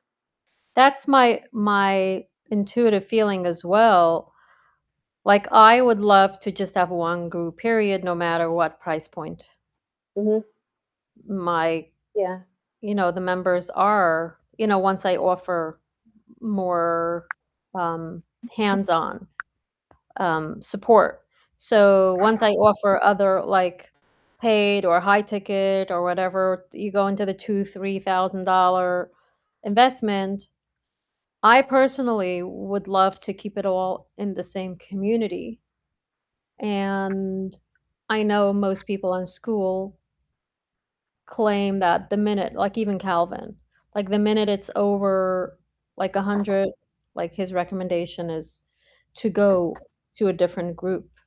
So I feel like I want to trailblaze and do everything in one group. Mm-hmm. Yeah. I'm sharing your opinion on that. And for the different people, there's probably like a bunch of different ways, that there's nothing wrong this way or that way. It depends on what you're optimized the group for. And that's also matters, because Yeah. I can look at it. I had a convo with Hollywood when I first met him. I was like, I want 40,000 members, and I want to be making $22,000 from that, and that's just that. And then he said, Mm. how about you get 3,000 members and you make 40 grand?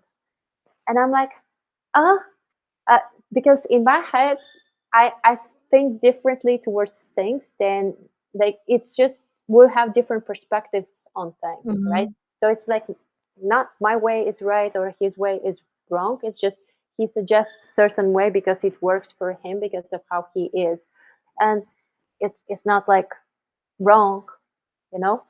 And again, it depends what you're optimized with. Like I can give you an example with for communities. A lot of communities have questions to answer, right? To protect from bots. And we had actually this convo earlier with Gus. We are in cohort together with Gunta and a few other people Yeah. that Gunta from here. So about the questions in the before you enter a group, a lot of groups have questions, Yeah. and for some people it's important to collect their email, but for some people it's not. For me it's not. For Gus it's not. Like I don't even check my emails. They're probably in 50,000 or more was his last time check. So it, that's how I am. But for some people it's important to have the email, and they would plug that email in maybe a high level software, that they will be sending emails and like promotional stuff and blogs and whatever to their list. but for me that's not important. So like there's no right or wrong. Like I sent an email from through school whenever I want to. You can do it every 72 Yeah. hours. You Mhm. cannot do it every day, but like for me, if I want to send an email, and like I do it very rarely, when there's like announcements and things like that, but that are more on a massive scale. That is like more important for to get people in that aren't necessarily very active on school, and there is a reason for that. For me, I don't want to have questions, any questions, including email, before the group, because uh, we are optimizing for more people. The more the merrier, but some people don't, like Calvin doesn't, for example. He doesn't want a lot. He wants like few but high high paid and for long term. And sure, we all want long term friendships and members, but at the same time, in my case and Gusa's case also, we're optimizing for volume because it's the more the merrier. It's how our communities are set. So these questions are not like wrong or right, but you have a trade off, and your trade off is the fact that you're gonna get less people in, lower conversion rate, because it anytime you have a question, it's like at the next, or Mhm. even paywall, it's the next kind of like wall for people to enter. It's not like frictionless, right? And to me, even going to other people's groups, it's super irritating when I see the questions. But I understand that they do that for a reason. They don't need an email, or they don't want bots. That's fine, because maybe they don't know how to deal with bots. I do, but most people maybe don't, and they are afraid because they don't know. And like there's way. So I'm not saying like this is right or wrong, none of it. I'm just saying that like I know how to deal with bots, and that's why I have it set up this way. I don't like emails, that's why I have it set up this way. And I don't like the questions. It's period to waste my time every time I go through questions, but I do it anyway because I want to enter and support somebody's group or whatever. I do it even though I roll my eyes. But that's my perspective. It doesn't mean it's like right or wrong for somebody else. It might be like that's how it is. It's very enlightening because I Yeah. also do not enjoy answering questions. Yeah. Yeah. I pretty much don't do what I don't want to be done to me Mm. in a in any space really. I always think first, like I treat others how I want to be treated. And the question things is just very irritating. But I do it because I'm there to help, and I'm gonna do it anyway. But if I didn't Yeah. have to, I would prefer not to, for sure. Yeah, I'll reconsider that. I like Yeah, that. but a Yeah. lot of people are doing those for two reasons. One is again, to pick up the email, because you won't have it otherwise unless your group is paid. If your group is not premium but it's like paid, then you will get the email. But otherwise, no. That's why a lot of people pick up those emails so they can keep sending emails. And it's like, to me, this is really irritating to receive those emails, okay? Because it's kind of like you hacked me to get into your group, and now you're sending me emails, and it's just too much of you. But that's just me. It's an opinion. Kind of like everybody has an asshole, kind of has an opinion, right? I'll be honest, I took everybody's email for the last year and a half. I haven't even exported the emails yet. So if I look at my behavior, I haven't even used it yet. Yeah, and that's another thing that I really really respect. Gus has said that so many times. He's like, we never fucking use email. So we remove them. And I'm like, me too. That is like such a coincidence, and it really makes sense. But for a lot of people, they want the emails because there's like a third party. Like I send emails from school. If I send an email like once in a blue moon for whatever it is that, I don't know, something must be very important to bring those people back, right? That are not coming to school quite often. That's why it's used, but not like sending daily or every 72 hours, whatever you're permitted. But some people have the external software that they use for sending emails, like Go High Level and Mailchimp or whatever, and then there are for promotional emails and sending this perfect copy emails and with the scarcity offer and whatever. And it's just like I get them even from people who in school that I'm in their groups, and I just that's not for me. Yeah. I'm just thinking now, one benefit for me to have email is because I want to create more educational videos on YouTube, and I can email my email list, telling them there's a new YouTube video. Maybe that's one benefit that, in my case, would be beneficial. Are these Mm. people in your community that are in your email list? So I have an email list that is not in my community, but I have all the emails from the people because it was in my questions.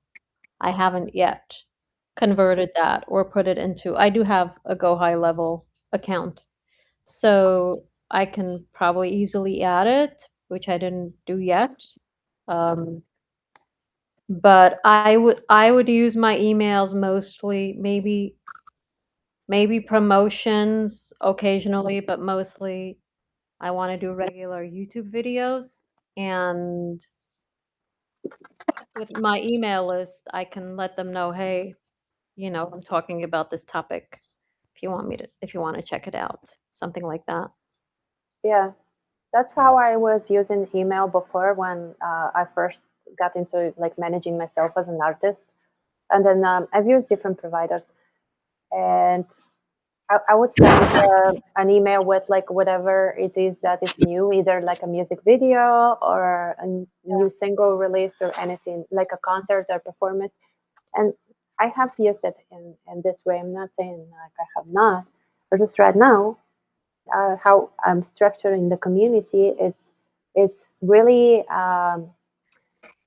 optimized for growth, but Right. I'm not actively pushing the growth. So I'm not going and promoting the community or never say to people who join my community. Like a lot of people say that to me, and it's irritating as fuck.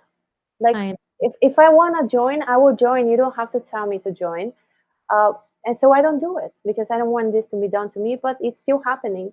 And I never push it, but like it is optimized for growth, but yet I attract, I don't chase. So I would never tell them like, oh, do this in my community. No, no, no, no. If you want to, you can, and there's no even questions to get in.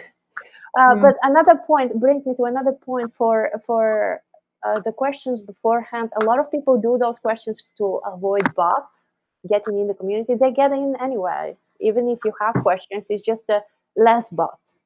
But it's what's more important is to optimize the community to make it to where like you like put systems in place of how this is going to work when there are bots, Mm-hmm. because sooner or later they will be.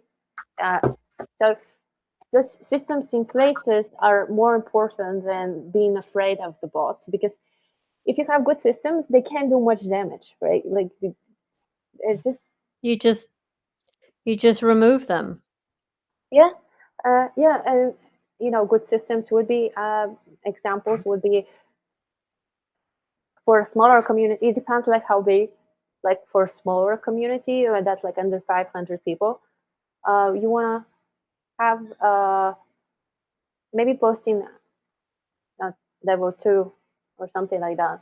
If you Mhm. can't be there all the time, if you can be there all the time, then that's fine. You can catch it immediately and kind of like fix it. And the other thing, very important, that has helped a lot the tribe and Goosify was chat, which is messaging of the members at level 4, and some communities level 5 even. It depends on like the how big the community is. And the reason I did that for the tribe, and I did ask first because it was just like open chat to everyone the whole time. And I had received a few our tribers hit me up saying, "Hey, this person is like DMing me to make me go to like this website to do this like online business something. It looks like a scammer." I'm like, interesting. So that happens twice, and then I immediately posted. It happened twice in the same day with 2 different people. So I immediately posted in the tribe, hey, I'm thinking about making the chapter like level 4, and you can't. And it's not that hard to get to level 4, but if you are a scammer or a bot, it's kind of hard. Still, hard enough, So anyway, because you do have to like talk, comment, and to make sense, because like if it doesn't make sense, people will catch you that you're a bot or a scammer and will report you, and you'll be out really fast. But anyway, I did ask, and that was the reason I made it level 4, because everybody agreed upon, kind of like with the name of the tribe change from piano to vibing. Like I asked, out of respect, and I thought that would be good for the community, and therefore I asked, and we did it. And level 4 now, no problems ever. Yeah, we got a few bots here and there, and they get killed real fast. Now, Now, Goodify, what about not bots, but people who come to just to promote themselves, or yeah, yeah, they want to suck something from the community? You just remove yeah. them? No, I don't. We have a lot of those in the tribe, and you can tell when, like, would come and just post at the Monday market, or come and just to promote a music video that like he did in YouTube and so forth.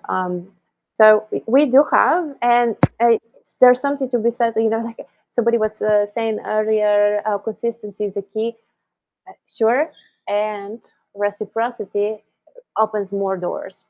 So if these people aren't supported very much, it's because they don't show the reciprocity of like showing up, being there for others, and it's a community thing. It's not like your social media where like you can just slap it and then remove yourself. Well, somebody is congratulating you for something, and say thank you. I did have people that are coming from like different platforms, like from social media. I have this one friend. He's in the tribe. We're really good friends, but like he's not so much in school. Him and his girlfriend, they're both in the tribe, but they're not so much in school, right? They're more like they're doing their thing on Instagram, right? So I had a show with him, and like I shot a video, and we're both DJs, so like that's how we know each other. And then he had a birthday, so I gave him a shout out on the tribe, and he didn't like. There were so many people congratulating him. I had to text his cell phone, be like, "Can you just please come and say one thank you to the tribe, because it looks really weird." And that's how I learned my lesson. It doesn't matter how good friends you are, fuck them. If they're not showing up, don't show up for them and give them things like shout outs and things like that, because there's no reciprocity there. And that's not making him less of a person or less of, no, I love him very much, but it's a matter of reciprocity, because like why would, for him coming to the tribe actually was a burden. I have to log in, and I forgot my password, and I can see that, but that was a learning experience for me. That like, okay, our tribers are our tribers, and then there's like more out of circle that they're like not necessarily active. They came in for a course or whatever, maybe because they're just my friends want to support me. So like it depends. So there are those people that are in this example with a friend is not like he's not like that. It's just to come to promote himself and leave or whatever. Right. No. It was just an example how that happens as well, where I learned a hard lesson that just because we're really good friends in real life or whatever, not that this is fake, that I cannot expect him and his girlfriend to be part of the tribe. And that's fine too. They're just not this kind of people. Not But everyone gets school. I do have, I do have a lot of people, not just in the tribe, but in the CFI as well, that are coming to promote themselves. And in the tribe, we do have Monday tribe market. So if it's somebody that doesn't know better, I will message them, like I did with like a couple last week. And I said, just post this on Monday, and it's fine because that's how our culture is, and just like guiding them to the. But if it's somebody with like, here's my WhatsApp number, make $20,000 in 3 hours or whatever, I don't know, obvious scam. I've Then seen a couple of those in that comment section already. yeah, then that's Thanks, either Grace. scammer or a bot, and so it's automatically like I don't even DM those. I just like shoot them and then ban them from the group. But I do that in Gustify as well, and we have a lot of that in Gustify on a daily Yeah. basis because the group is 10,000 almost right now. So that's a lot of God. people. But I'm looking also at the levels. If it's somebody level 4 or 5, that's most likely I need to go in and talk to this person. And so I go into the DMs and I DM them and I'm like, okay, can you please remove the link from, and that's for every community, like not just the tribe, but also Ghostify. Can you please remove the link from your post? It's an excellent post, but we cannot have links here because, as I said, in the tribe we have like a Monday tribe market where you could like post a song that you're selling or your coaching that you're selling or your community, whatever. But in Ghostify we don't have this at all. So it's a Right. no self promotion. So you can't have links and stuff like that. So if it's level 4 and 5, I would go and I would say, hey, I would like you to remove this link, please. It's a great post, but our members will report it as self promo and it would go to all the admins. And somebody's going to delete your post or ban you. So please remove the link. Most cases, people are really nice and they edit the post and remove the link. But if it's like level Right. 1 or 2, because it's easier to become level 2, even bots get there. Like even the bots sometimes get to 3. It depends, but like there's some advanced bots. But if it's like level 1 or 2, I don't bother. Although I don't care if it's a bot or a person. It doesn't matter. Like the audacity that you have to come into that group with a link and WhatsApp number, just it doesn't look pretty. There was no contribution that you did, and like you just did that, like it's ugly. Right. So it's immediately It's like unprecedented. yeah, it's banned and the post is deleted, and also the 7 days of activity is deleted, just in case it has done more damage Mm. in the previous days. So it like Right. removes all the activity pretty much. Because if you're level 1, 7 days you can get higher so than level 1 or 2, for 7 days if you're a bot or a scammer. uh, so by removing them early enough, you're actually removing all the activities because they just came in and they don't know what happened, how they got out and shot and banned and all that. Yeah. Wow. It's definitely challenging territory. I'll grant you that. eh, it could be fun. I find it's fun.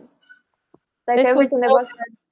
I'm gonna go. I'm on a water fast. I'm on almost right days. Yeah. 2 days. Oh my goodness. Yeah, I Well, did it's my that. second day. My plan is to go three to 4 days. Yeah. Ah, so it's either 3 or 4. Well, it's 3 on water, the fourth on bone broth. Oh, so maybe tomorrow you will have some soup kind of type of. Well, tomorrow is my third day on water. Yeah. So then Oh Sunday wow. would be broth, Yeah. bone broth. Oh my goodness, how often do you do that? Every couple of months. Yeah.